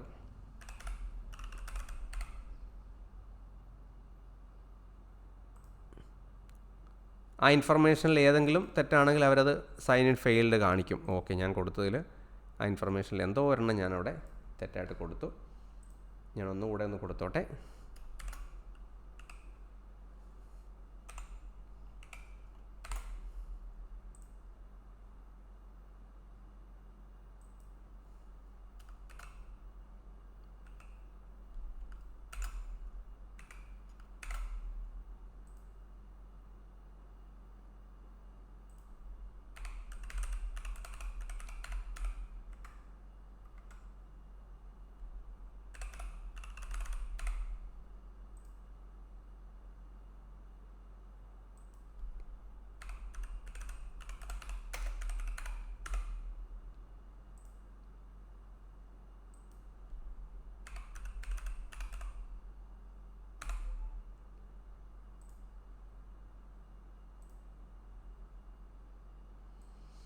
ഓക്കെ, അത് കിട്ടിയിട്ടുണ്ട്. ഞാൻ ആ കൊടുത്തതിൽ ഒരു പാരാമീറ്ററിൽ ചെറിയൊരു സ്പേസ് വിട്ടുപോയതിൻ്റെ പേരിലാണ് അത് ആദ്യം തന്നെ അക്സെപ്റ്റ് ചെയ്യാതിരുന്നത്. ഞാൻ കൊടുത്ത എന്താണോ ആ കൊടുത്ത ഇൻഫർമേഷൻ അത് കറക്റ്റായിട്ട് അത് കൊടുക്കണം. നിങ്ങളുടെ ആ സെക്യൂരിറ്റി ക്വസ്റ്റ്യൻ റിലവൻസ് ഓർക്കുക. DS-160യുടെ സമയത്ത് നമ്മൾ കൊടുത്ത സെക്യൂരിറ്റി ക്വസ്റ്റ്യൻ അല്ല, ഈ സൈറ്റിൽ നമ്മൾ അക്കൗണ്ട് ഉണ്ടാക്കിയ സമയത്ത് കൊടുത്ത സെക്യൂരിറ്റി ക്വസ്റ്റ്യൻസ് വെച്ചിട്ടാണ് അത് നമ്മളെ അനലൈസ് ചെയ്യുന്നത്. എല്ലാ തവണ ഇൻഫർമേഷൻ കൊടുക്കണം. ഒരു ഇച്ചിരി ഇറിറ്റേറ്റിംഗ് ഫാക്ടറായിട്ട് എനിക്ക് തോന്നിയെങ്കിലും അങ്ങനെയാണത് വർക്ക് ചെയ്യുന്നത്. ഫൈനലി ഈ സൈറ്റിലാണ് നിങ്ങളുടെ അപ്പോയിൻമെൻറ്റുകളെല്ലാം നിങ്ങൾ തീരുമാനിക്കുന്നത്. നിങ്ങൾക്ക് ഇവിടെ ഇൻഫർമേഷൻ ഇവിടെ വരും. ഈ കാണുന്ന ഇൻഫർമേഷൻ അനുസരിച്ചാണ് നിങ്ങൾ മുമ്പോട്ട് പോകുന്നത്. ഇപ്പോൾ ഇവിടെ ഞാൻ കൊടുത്തിരിക്കുന്ന ഇൻഫർമേഷനെക്കുറിച്ച് നിങ്ങൾക്കൊരു ബേസിക് ധാരണ ഇവിടെ നിന്ന് തന്നെ കിട്ടുന്നുണ്ടാവും. ഇപ്പോൾ ഇവിടെ കാണുന്ന ഫീ പേയ്മെൻറ്റ് ഇതെല്ലാം ആക്ച്വലി ഫീ പേയ്മെൻറ്റ് അടക്കമുള്ള ഓപ്ഷൻസ് ഇവിടെ വരും കേട്ടോ. ഇപ്പോൾ ഇവിടെ വന്ന് നിങ്ങൾ ഇപ്പോൾ നിലവിൽ ഓൾറെഡി എൻ്റെ പ്രോസസ്സ് കഴിഞ്ഞിരിക്കുന്നതുകൊണ്ട് ഇതിനകത്ത് എല്ലാ ഓപ്ഷനും തെളിഞ്ഞ് വരില്ല. ഇവിടെ ഇപ്പോൾ എന്നെ സംബന്ധിച്ച് ആ നിങ്ങൾ കാണാം, നിങ്ങൾ ഫീ പേയ്മെൻറ്റ് ഓൾറെഡി നടത്തി കഴിഞ്ഞിട്ടുണ്ട്. എൻ്റെ വിസ ഇൻഫർമേഷൻ മുംബൈയിലാണ് ആക്ച്വലി ഈ കാര്യം നടന്നിരിക്കുന്നത് ഉൾപ്പെടെയുള്ള കാര്യങ്ങൾ നിങ്ങൾക്കറിയാം. അപ്പോൾ ഇതാണ് ആക്ച്വലി ഇവിടെ ഉള്ള ഇൻഫർമേഷൻ. ബാക്കി എക്സ്ട്രാ പാരാമീറ്റേഴ്സ് എങ്ങോട്ടേക്കാണ് എനിക്ക് ഡെലിവറി ഓപ്ഷൻ കൊടുത്തിരിക്കുന്നത്, മറ്റ് പാസ്പോർട്ടിൻ്റെ സ്റ്റാറ്റസ് ഉൾപ്പെടെയുള്ള കാര്യങ്ങൾ എനിക്കിവിടെ കാണിക്കുന്നുണ്ട്. എൻ്റെ പാസ്പോർട്ട് സ്റ്റാറ്റസ് കാണിച്ചിരിക്കുന്നത് ഇൻ ട്രാൻസിറ്റ് ഫ്രം പോസ്റ്റ് എന്നാണ് കാണിച്ചിരിക്കുന്നത്. ദാറ്റ് മീൻസ് ഓൾറെഡി എൻ്റെ അപ്പോയിൻമെൻ്റ് എല്ലാം കഴിഞ്ഞു. ഞാനവിടെ ഓൾറെഡി എൻ്റെ വിസ പ്രോസസ് എല്ലാം കഴിഞ്ഞു. എൻ്റെ പാസ്പോർട്ട് ഇൻ ട്രാൻസിറ്റാണ്. പാസ്പോർട്ട് ഞാനിപ്പോൾ ഈ വീഡിയോ റെക്കോർഡ് ചെയ്യുന്ന സമയത്ത് എൻ്റെ കൈ കിട്ടിയിട്ടില്ല. അപ്പോൾ ഇൻ ട്രാൻസിറ്റാണ്. അപ്പോൾ അതാണ് അവിടെ കാണിച്ചിരിക്കുന്ന പാരാമീറ്റർ. നിങ്ങൾക്കിവിടെ ഓൾറെഡി അപ്പോയിൻമെൻ്റ് എടുത്ത് എവിടെയാണെന്നും ഡേറ്റും ടൈമും ഉൾപ്പെടെയുള്ള കാര്യങ്ങളെല്ലാം അവിടെ ഞാൻ ചെയ്ത് കഴിഞ്ഞിട്ടുണ്ട്. അപ്പോൾ അതുകൊണ്ട് മാനേജ് അപ്പോയിൻമെൻറ്റൊന്നും എനിക്കിവിടെ പ്രസക്തിയില്ല. ഒരിക്കൽ നിങ്ങൾ അപ്പോയിൻമെൻ്റ് എടുത്തു കഴിഞ്ഞാൽ മാത്രമേ നിങ്ങൾക്ക് എമർജൻസി റിക്വയർമെൻറ്റിന് വേണ്ടിയുള്ളൊരു വിൻഡോ ഓപ്പൺ ആവുകയുള്ളൂ. പലരും ചോദിക്കുന്നൊരു ചോദ്യമാണ്, ഇത്രയും വെയിറ്റിംഗ് പീരീഡ്, പ്രത്യേകിച്ച് ഒക്ടോബർ വരെയൊക്കെയുള്ള വെയിറ്റിംഗ് പീരീഡ് ഉണ്ടായിരുന്ന സമയത്ത് എങ്ങനെയാണ് എനിക്ക് എളുപ്പത്തിൽ ഈ പാസ്പോർട്ട് വിസയ്ക്ക് വേണ്ടിയുള്ള റിക്വസ്റ്റ് ഇടാൻ പറ്റിയതെന്നൊരു ചോദ്യം പലരും ചോദിച്ചിരുന്നു. അതിനുള്ളൊരു മറുപടി പറഞ്ഞാൽ, നിങ്ങൾ ഈ കാണുന്ന ഈ ഫോമിനകത്ത് തന്നെ ഈ കാണുന്ന വിസ ആപ്ലിക്കേഷൻ്റെ ഈ ലിങ്കിൽ തന്നെ ആദ്യം പേയ്മെൻറ്റ് അടയ്ക്കുക, നോർമൽ ട്രാക്കിൽ തന്നെ ഒരു അപ്പോയിൻമെൻറ്റ് എടുക്കുക. നോർമൽ ട്രാക്കിൽ അപ്പോയിൻമെൻറ്റ് ചിലപ്പോൾ ഞാൻ നോക്കിയപ്പോൾ ചെന്നൈ കാണിച്ചത് 2025 ഫെബ്രുവരി മാസം മാത്രമാണ് അടുത്ത ഡേറ്റ് ഉള്ളത്. മുംബൈ ഉൾപ്പെടെയുള്ള പലയിടത്തും ഒക്ടോബർ മാസവും നവംബർ മാസവും, അതായത് ഈ വർഷം അവസാന സമയത്താണ് അവൈലബിൾ ഡേറ്റുകൾ. ബയോമെട്രിക്കിന് വേണ്ടിയും വിസ ഇൻ്റർവ്യൂവിന് വേണ്ടിയുള്ള 2 ഡേറ്റുകൾ അവൈലബിൾ ആയത് ഒക്ടോബർ മാസത്തിന് ശേഷമാണ്. അപ്പോൾ ഞാൻ ചെയ്തത് ഒക്ടോബർ മാസത്തിന് ശേഷമുള്ള നോർമൽ ട്രാക്കിൽ ഒരു അപ്പോയിൻമെൻറ്റ് എടുത്തു. അതായത് നമ്മൾ കാശ് അടച്ചു $185 നമ്മൾ അടയ്ക്കേണ്ടത്. അപ്പോൾ അത് കൺവേർട്ട് ടു ഇന്ത്യൻ റുപ്പീസ് നമുക്ക് ചെയ്യാം. അപ്പോൾ ഇതിനകത്തുള്ള ഏറ്റവും വലിയ മെച്ചം, നമുക്ക് ഒന്നിലധികം പേയ്മെൻറ്റ് ഓപ്ഷൻസ് ഉണ്ട്. $185 അടയ്ക്കാൻ നിങ്ങൾക്ക് UPI പേയ്മെൻറ്റും നിങ്ങളുടെ ക്രെഡിറ്റ് കാർഡും ഡെബിറ്റ് കാർഡും ഉൾപ്പെടെ ഇന്ത്യനൈസ്ഡ് ആയ, നമുക്ക് VFS ഗ്ലോബൽ വഴിയാണ് ആ പേയ്മെൻറ്റ് ഗേറ്റ് വേ വർക്ക് ചെയ്യുന്നത്. അപ്പോൾ ഇന്ത്യനൈസ്ഡ് ആയ രീതിയിൽ നിങ്ങളുടെ UPI പേയ്മെൻറ്റ് അടക്കമുള്ള സിസ്റ്റങ്ങൾ അതിനകത്ത് വർക്ക് ചെയ്യും. ഞാൻ UPI പേയ്മെൻറ്റ് ഓപ്ഷൻ എടുത്തില്ല. കാരണം ചില സമയത്ത് നമുക്കറിയാം UPI പേയ്മെൻറ്റുകളൊക്കെ ചില സമയത്ത് അവിടെ ഒരു കൺഫ്യൂഷൻ വന്ന് അവിടെ നിൽക്കാറുണ്ട്. അപ്പോൾ അങ്ങനെ ഒരു തൃശങ്കുലാകുന്ന സമയത്ത് നമ്മൾ ഇനിയിപ്പോൾ എന്ത് ചെയ്യണമെന്ന് എനിക്കറിയില്ല. അതുകൊണ്ട് ഞാൻ റിസ്ക് എടുക്കേണ്ടെന്നുള്ളതുകൊണ്ട് എൻ്റെ ക്രെഡിറ്റ് കാർഡ് തന്നെയാണ് ഉപയോഗിച്ചത്. നിങ്ങൾക്ക് ഏത് ഓപ്ഷൻ വേണമെങ്കിലും, ഓൺലൈൻ ബാങ്കിങ് അടക്കമുള്ള ഇഷ്ടംപോലെ ഓപ്ഷൻസ് അതിനകത്തുണ്ട്. അതിലേത് വേണമെങ്കിലും നിങ്ങൾക്ക് ഉപയോഗിക്കാം. അടുത്തൊരു കാര്യം എന്ന് വെച്ച് കഴിഞ്ഞാൽ, നിങ്ങൾ റെഗുലർ അപ്പോയിൻമെൻറ്റ് എടുത്താൽ മാത്രമേ നിങ്ങൾക്ക് എമർജൻസിയിലേക്ക് നിങ്ങൾക്ക് റിക്വസ്റ്റ് ഇടാൻ പറ്റുള്ളൂ. അപ്പോൾ എമർജൻസി അപ്രൂവ് ചെയ്യണോ വേണ്ടേ എന്നുള്ള തീരുമാനം പൂർണ്ണമായിട്ടും ഇവിടെ ഇൻറ്റേർണലായിട്ട് ഈ ടീം മെമ്പേഴ്സിൻ്റെയാണ്. അപ്പോൾ ഞാൻ റെഗുലർ ട്രാക്കിൽ അപ്പോയിൻമെൻറ്റ് എടുത്തു. എനിക്ക് ഒക്ടോബർ മാസത്തെ ഒരു ഡേറ്റ് കിട്ടി. ഒക്ടോബറോ നവംബറിലോ ഏതൊരു ഡേറ്റ് കിട്ടി. അതിനുശേഷം അവിടെ എമർജൻസി എന്നൊരു ബട്ടൺ വരും. ആ എമർജൻസി ക്ലിക്ക് ചെയ്ത് കഴിഞ്ഞാൽ നമുക്കൊരു കാരണം ബോധിപ്പിക്കാൻ പറ്റും അവിടെ. ഈ കാരണം ബോധിപ്പിക്കൽ എന്തുകൊണ്ട് ഞാൻ എമർജൻസി അപ്ലൈ ചെയ്യുന്നു എന്നുള്ളത് വളരെ ക്രിട്ടിക്കലായ ഒരു കാര്യമാണ്. ആദ്യത്തെ പോയിൻ്റ്, എമർജൻസി അപ്ലൈ ചെയ്യാൻ നിങ്ങൾ റിക്വസ്റ്റ് ചെയ്യുന്നുണ്ടെങ്കിൽ നിങ്ങൾക്ക് എമർജൻസി റിക്വയർമെൻറ്റ് ഉണ്ടാവണം. അവർ പറയുന്ന എമർജൻസി റിക്വയർമെൻ്റ് എന്ന് ഡെത്ത് ഓഫ് എ നിയർ, നിങ്ങളുടെ റിലേറ്റീവ്, വളരെ അടുത്ത റിലേറ്റീവിൻ്റെ മരണം അമേരിക്കയിലുണ്ടായി, നിങ്ങൾക്ക് അങ്ങോട്ട് ട്രാവൽ ചെയ്യേണ്ടി വന്നു. അല്ലെങ്കിൽ അവിടെ വളരെ ക്രിട്ടിക്കലായൊരു സിറ്റുവേഷൻ നിങ്ങൾക്ക് ബോധ്യപ്പെടുത്താൻ പറ്റുന്നൊരു സിറ്റുവേഷൻ ഉണ്ട്, നിങ്ങൾക്ക് അങ്ങോട്ട് പോകേണ്ടി വരുന്നു. രണ്ടാമത്തെ, നിങ്ങളുടെ ബിസിനസ്സിന് വളരെ ക്രിട്ടിക്കലായൊരു മീറ്റിംഗ് നടക്കുന്നു, നിങ്ങളവിടെ എത്തേണ്ടത് എന്തുകൊണ്ട് അത്യാവശ്യമാണെന്ന് അവർക്ക് ബോധ്യപ്പെടുത്തണം. എന്നെ സംബന്ധിച്ച് എനിക്കൊരു ബിസിനസ് മീറ്റിംഗ് ആണ് അടുത്ത മാർച്ച് നടക്കാനുള്ളൊരു ഇവൻറ്റിന് വേണ്ടിയുള്ള ഒരു കാരണമാണുള്ളത്. അവിടെ ഏറ്റവും വാലിഡ് ആകുന്ന പോയിൻറ്റുകളിലൊന്ന് നിങ്ങളുടെ ഒരു വിസ ഇൻവിറ്റേഷൻ ലെറ്റർ പോലെയുള്ള പ്രോസസ്സാണ്. അപ്പോൾ നിങ്ങൾക്ക് ആക്ച്വലി ഇതിന് മുമ്പ് തന്നെ ഈ വിസ ഇൻവിറ്റേഷൻ ലെറ്റർ അപ്ലോഡ് ചെയ്യാനുള്ള ഓപ്ഷൻ നിങ്ങളുടെ വർക്ക് എന്ന ഓപ്ഷനകത്ത് നിങ്ങളുടെ DS-160 ആയിട്ട് ബന്ധപ്പെട്ട് തന്നെ ഉണ്ട്. അപ്പോൾ നിങ്ങൾ അത് കൂടാതെ അഡീഷണൽ റെലവൻറ്റ് ഡോക്യുമെൻ്റ് ആയിട്ട് തന്നെ നിങ്ങളുടെ വിസ ഇൻവിറ്റേഷൻ ലെറ്റർ, ദെൻ ആ ഇവൻറ്റുമായി ബന്ധപ്പെട്ട് അവരയച്ചു തന്നിരിക്കുന്ന കൺഫർമേഷൻ, അവർ നടത്തിയിരിക്കുന്ന ബുക്കിംഗ് ഡേറ്റ ഉൾപ്പെടെയുള്ള കാര്യങ്ങൾ നിങ്ങൾക്ക് അപ്ലോഡ് ചെയ്യാനുള്ള ഓപ്ഷൻ ഈ സൈറ്റിൽ ഡോക്യുമെൻ്റ് ഓപ്ഷനിലുണ്ട്. അത് അപ്ലോഡ് ചെയ്ത ശേഷം എന്തുകൊണ്ട് നിങ്ങളിത് അത്യാവശ്യമാണെന്ന് വളരെ ചുരുങ്ങിയ ഭാഷയിൽ, വ്യക്തമായ ഭാഷയിൽ ബോധിപ്പിക്കുക. അതിന് എത്ര ക്ലാരിറ്റി ഉണ്ടോ അതനുസരിച്ചായിരിക്കും നിങ്ങളുടെ വിസ എമർജൻസി റിക്വസ്റ്റ് അപ്രൂവൽ വരുന്നത്. എന്നെ സംബന്ധിച്ച് ഞാൻ ആ റിക്വസ്റ്റ് അപ്രൂവൽ ഇട്ടു. ഏകദേശം 5 മണിക്കൂർ സമയത്തിനുള്ളിൽ എനിക്ക് അതിൻ്റെ അപ്രൂവൽ വന്നു. നിങ്ങൾക്ക് റിജക്ഷനും വരാം. റിജക്ഷൻ വരാനാണ് ചാൻസ് കൂടുതൽ. ഒന്ന് ആലോചിക്കുക, ഈ ആയിരക്കണക്കിന് പേര് അപ്ലൈ ചെയ്യുന്നതിൽ കുറേ പേരെങ്കിലും എമർജൻസിക്ക് വേണ്ടി അപ്ലൈ ചെയ്തിട്ടുണ്ടാവും. അതെല്ലാവരെയും അനുവദിച്ചാൽ പിന്നെ അവർക്ക് ഉറപ്പായിട്ടും എമർജൻസി എന്ന വാക്കിന് പ്രസക്തി ഇല്ലാതെ വരും. വളരെ ചുരുങ്ങിയൊരു ശതമാനത്തിനായിരിക്കാം അവർ അപ്രൂവ് ചെയ്യുന്നത്. അപ്പോൾ എമർജൻസിയിലോട്ട് കിട്ടുന്നത് നിങ്ങളുടെ സീരിയസ് ആയ വാലിഡായ റീസൺ ഉണ്ടെങ്കിൽ മാത്രം അപ്ലൈ ചെയ്യുക. അല്ലെങ്കിൽ നിങ്ങളുടെ ലക്ക് പരീക്ഷിച്ച് നോക്കാം. ആ എംബസി ഉദ്യോഗസ്ഥർ നിങ്ങൾക്ക് അത് അപ്രൂവ് ചെയ്യുമോ ഇല്ലയോ നിങ്ങളുടെ ലക്ക് പരീക്ഷിച്ച് നോക്കാം. അതെപ്പോഴും വർക്ക് ചെയ്യണമെന്ന് നിർബന്ധമില്ല. അപ്പോൾ റീസൺ ഉണ്ടെങ്കിൽ നിങ്ങൾക്ക് എമർജൻസി റിക്വയർമെൻറ്റിലും അപ്ലൈ ചെയ്യാം. ദെൻ അത് കൂടാതെ ഈ സൈറ്റിൽ തന്നെ നിങ്ങൾക്ക് ഫീഡ്ബാക്ക് റിക്വസ്റ്റുകളും നിങ്ങൾക്ക് വന്നിരിക്കുന്ന മെസ്സേജുകളും ഒക്കെ വന്നിട്ടുണ്ടാവും. ഈ മെസ്സേജ് ഓപ്ഷനകത്ത് തന്നെ നിങ്ങൾക്ക് എന്തെങ്കിലും മെസ്സേജ് ഉണ്ടെങ്കിൽ, അപ്പോൾ ഇവിടെ എനിക്ക് കാണുന്നതിന് അത് 2 ക്യാൻസലേഷൻ വന്നിരിക്കുന്നത്. എമർജൻസിയിൽ ഞാൻ അപ്ലൈ ചെയ്ത സമയത്ത് സ്വാഭാവികമായിട്ട് എൻ്റെ നോർമലുള്ള എൻ്റെ അപ്പോയിൻമെൻറ്റ് ഓട്ടോമാറ്റിക്കായിട്ട് അവർ ക്യാൻസൽ ചെയ്യും. ഇനി എമർജൻസിയുടെ ഏറ്റവും വലിയ മെച്ചം, എമർജൻസി നിങ്ങൾ അപ്രൂവൽ കിട്ടിക്കഴിഞ്ഞാൽ നിങ്ങൾക്ക് തൊട്ടടുത്തുള്ള ആഴ്ച തന്നെ അത് അപ്രൂവ്ഡ് ആവും. തൊട്ടടുത്തുള്ള ആഴ്ചയ്ക്ക് തന്നെ അവരൊരു സമയം, ടൈം ഫ്രെയിം പറഞ്ഞിട്ടുണ്ടാവും. ആ എമർജൻസി റിക്വയർമെൻറ്റ് ബുക്കിംഗ് ഇമ്മീഡിയറ്റ് നടത്തണം. കാരണം നിങ്ങൾ അത്യാവശ്യമായിട്ടാണല്ലോ ചോദിച്ചത്. എന്നിട്ട് പിന്നെ നിങ്ങൾ 2 ആഴ്ച കഴിഞ്ഞാണ് അത് ബുക്കിംഗ് നടത്തുന്ന മട്ടിലാണ് അതിൻ്റെ വാലിഡിറ്റി പീരീഡ് കഴിയും. ആ വാലിഡിറ്റി പീരീഡ് അവർ മാസം, ഡേ പറഞ്ഞിട്ടുണ്ടാവും. അത്രയും ദിവസത്തിനുള്ളിൽ തന്നെ ഇമ്മീഡിയറ്റ് ആയിട്ട് ആ എമർജൻസി ബുക്കിംഗ് നടത്തുക. 2 ബുക്കിംഗാണ് നിങ്ങൾ എടുക്കേണ്ടത്. നിങ്ങളുടെ ബയോമെട്രിക്കിന് വേണ്ടിയുള്ള ബുക്കിങ്ങും അതിൻ്റെ പുറകെ നിങ്ങളുടെ കോൺസുലേറ്റ് വിസിറ്റിന് വേണ്ടിയുള്ള ബുക്കിങ്ങും. 2 ഓപ്ഷനാണ് വരുന്നത്. അപ്പോൾ അതിനകത്ത് നോർമലി കൺഫ്യൂഷൻ ഉണ്ടാവേണ്ട കാര്യമൊന്നുമില്ല. ബയോമെട്രിക് ബുക്കിങ്ങും നിങ്ങളുടെ കോൺസുലേറ്റ് വിസിറ്റിനുള്ള ബുക്കിങ്ങുമാണ് ചെയ്യേണ്ടത്. അപ്പോൾ അതിൽ ഞാൻ കൺഫ്യൂസിംഗ് ആയിട്ട് കണ്ട ഒരു ചെറിയൊരു വാക്ക് അവിടെ ഉണ്ടായിരുന്നു. ഞാനത് നോക്കട്ടെ. അതിനകത്ത് നോർമലി ഒരു സൈറ്റിൽ നോക്കുമ്പോൾ ചില കാര്യങ്ങളൊന്നും ഒറ്റ വാക്കിൽ നമുക്കത് മനസ്സിലാവണമെന്നില്ല. അവർ പറയുന്ന വാക്കുകൾ നമുക്ക് പെട്ടെന്ന് മനസ്സിലാവണമെന്നില്ല എന്നുള്ളതുകൊണ്ട് അപ്പോയിൻമെൻറ്റ് കൺഫർമേഷൻ്റെ ആ സമയത്ത് എനിക്ക് ചെറിയൊരു കൺഫ്യൂഷൻ ഉണ്ടായൊരു വാക്കുണ്ട്. അത്ര എല്ലാവർക്കും അങ്ങനെ കൺഫ്യൂഷൻ ഉണ്ടാവണമെന്നില്ല. ഞാനത് പറയാം, ഒരു സെക്കൻഡ്.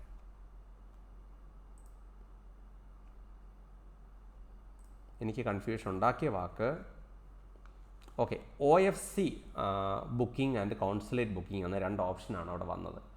OFC എന്ന് എനിക്ക് പിന്നീട് മനസ്സിലായി ബയോമെട്രിക്കിന് അവർ ഉപയോഗിക്കുന്ന വാക്കാണ്. ഓഫ് സൈറ്റ് ഫെസിലിറ്റേഷൻ സെൻറ്റർ എന്ന് പറയുന്ന ഒരു ഓപ്ഷനാണ് അവിടെ കാണിച്ചത്. അതെനിക്ക് കൺഫ്യൂസിങ് ആയിരുന്നു. കാരണം എനിക്കത് മനസ്സിലായില്ല, എന്താ സംഭവം ഒരു ഉദ്ദേശമെന്ന് എനിക്ക് മനസ്സിലായില്ല. അപ്പോൾ അതുകൊണ്ട് ഇച്ചിരി കൺഫ്യൂസിങ് ആയിരുന്നു. അപ്പോൾ നിങ്ങൾക്കും അത് ചിലപ്പോൾ കൺഫ്യൂസിങ് ആവാൻ സാധ്യതയുണ്ടെന്നുള്ളതുകൊണ്ട് ഞാൻ ആ കാര്യം പറഞ്ഞതാണ്. അപ്പോൾ OFC booking and OFC booking and consulate booking, ഈ 2 ബുക്കിംഗ് നടത്തി കഴിഞ്ഞാൽ നിങ്ങളുടെ വിസ പ്രോസസ്സിൻ്റെ ബേസിക് കാര്യങ്ങൾ കംപ്ലീറ്റ് ആവും. അപ്പോൾ നമ്മൾ ചർച്ച ചെയ്ത് വന്ന വിഷയത്തിൽ 3 കാര്യങ്ങളാണ് നമ്മളിപ്പോൾ ഈ വീഡിയോയിൽ ചർച്ച ചെയ്തത്. നിങ്ങളുടെ DS-160 ഫോം ഫില്ല് ചെയ്യൽ, അപ്പോയിൻമെൻറ്റ് കിട്ടൽ, എമർജൻസി വിസയ്ക്ക് വേണ്ടിയുള്ള ആപ്ലിക്കേഷനും, ഈ 3 കാര്യങ്ങൾ. അപ്പോൾ അത് കഴിയുമ്പോൾ നിങ്ങളുടെ കയ്യിൽ ഒരു ബഞ്ച് ഓഫ് ഡോക്യുമെൻറ്റ്സ് ആവശ്യമുണ്ട്. ഒരു കളക്ഷൻ ഓഫ് ഡോക്യുമെൻറ്റ്സ് നിങ്ങൾക്ക് ആവശ്യമുണ്ട്. വിസ സെൻറ്ററിലേക്ക് പോകുന്നതിന് മുമ്പ് നിങ്ങളുടെ കയ്യിൽ എന്തൊക്കെ വേണമെന്നുള്ളത് ഒരു ഫുൾ ഡീറ്റെയിൽസ് അവർ തരും. അപ്പോൾ നിങ്ങൾ അപ്പോയിൻമെൻറ്റ് ഫിക്സ് ചെയ്ത് കഴിയുമ്പോൾ നിങ്ങൾക്ക് കൺഫർമേഷൻ കിട്ടിക്കഴിയുമ്പോൾ നിങ്ങൾക്ക് പ്രിൻ്റ് എടുക്കാവുന്ന രീതിയിലുള്ള ഒരു ഇൻസ്ട്രക്ഷൻ, കംപ്ലീറ്റ് ഇൻസ്ട്രക്ഷൻ വരും. And what document I need to bring എന്നൊരു ലിസ്റ്റ് കൊടുത്തിട്ടുണ്ട്. അവർ പറയുന്ന മിനിമം ഡോക്യുമെൻറ്റ് എന്തായാലും നിങ്ങൾ കൊണ്ടുവന്നിരിക്കണം. അഡീഷണൽ ബഞ്ച് ഓഫ് ഡോക്യുമെൻറ്റുകൾ നമുക്ക് ആവശ്യമുണ്ട്. ഈ അഡീഷണൽ ബഞ്ച് ഓഫ് ഡോക്യുമെൻറ്റുകൾ എന്തൊക്കെയാണ്, അത് വിശദമായൊരു കാര്യം നമുക്ക് ചർച്ച ചെയ്യേണ്ടതുണ്ട്. ഞാനത് 3ാമത്തെ ഒരു വീഡിയോയിൽ ഈ ആവശ്യമുള്ള ഡോക്യുമെൻറ്റുകൾ എന്തൊക്കെയാണെന്നും വിസ സെൻറ്ററിലേക്ക് പോയപ്പോഴുള്ള എക്സ്പീരിയൻസ് ഉൾപ്പെടെയുള്ള കാര്യങ്ങൾ ഞാൻ ഷെയർ ചെയ്യാം. അപ്പോൾ ഞാൻ എന്തൊക്കെ ഡോക്യുമെൻറ്റ് കൊണ്ടുപോയെന്നുള്ളതാണ് ഞാൻ ബേസിക്കലി ഇവിടെ ചർച്ച ചെയ്യാൻ പോകുന്നത്. നിങ്ങളുടെ സാഹചര്യം ഒരല്പം ഡിഫറൻ്റ് ആയിരിക്കാം. അപ്പോൾ നിങ്ങൾ ഡിഫറൻ്റ് ആയൊരു കാര്യമായിരിക്കാം ചെയ്യുന്നത്. എന്തായാലും എൻ്റെ എക്സ്പീരിയൻസ് ആണല്ലോ ഞാനിവിടെ ഷെയർ ചെയ്യുന്നത്. അപ്പോൾ ഞാൻ കൊണ്ടുപോയ ഡോക്യുമെൻറ്റുകൾ വിസ സെൻറ്ററിലേക്ക് പോയപ്പോഴും എൻ്റെ OFC അപ്പോയിൻമെൻറ്റിനും വിസ കോൺസുലേറ്റ് അപ്പോയിൻമെൻറ്റ് പോയപ്പോഴുള്ള എക്സ്പീരിയൻസ് അടക്കമുള്ള കാര്യങ്ങൾ അടുത്ത വീഡിയോയിൽ ഷെയർ ചെയ്യാം. നന്ദി.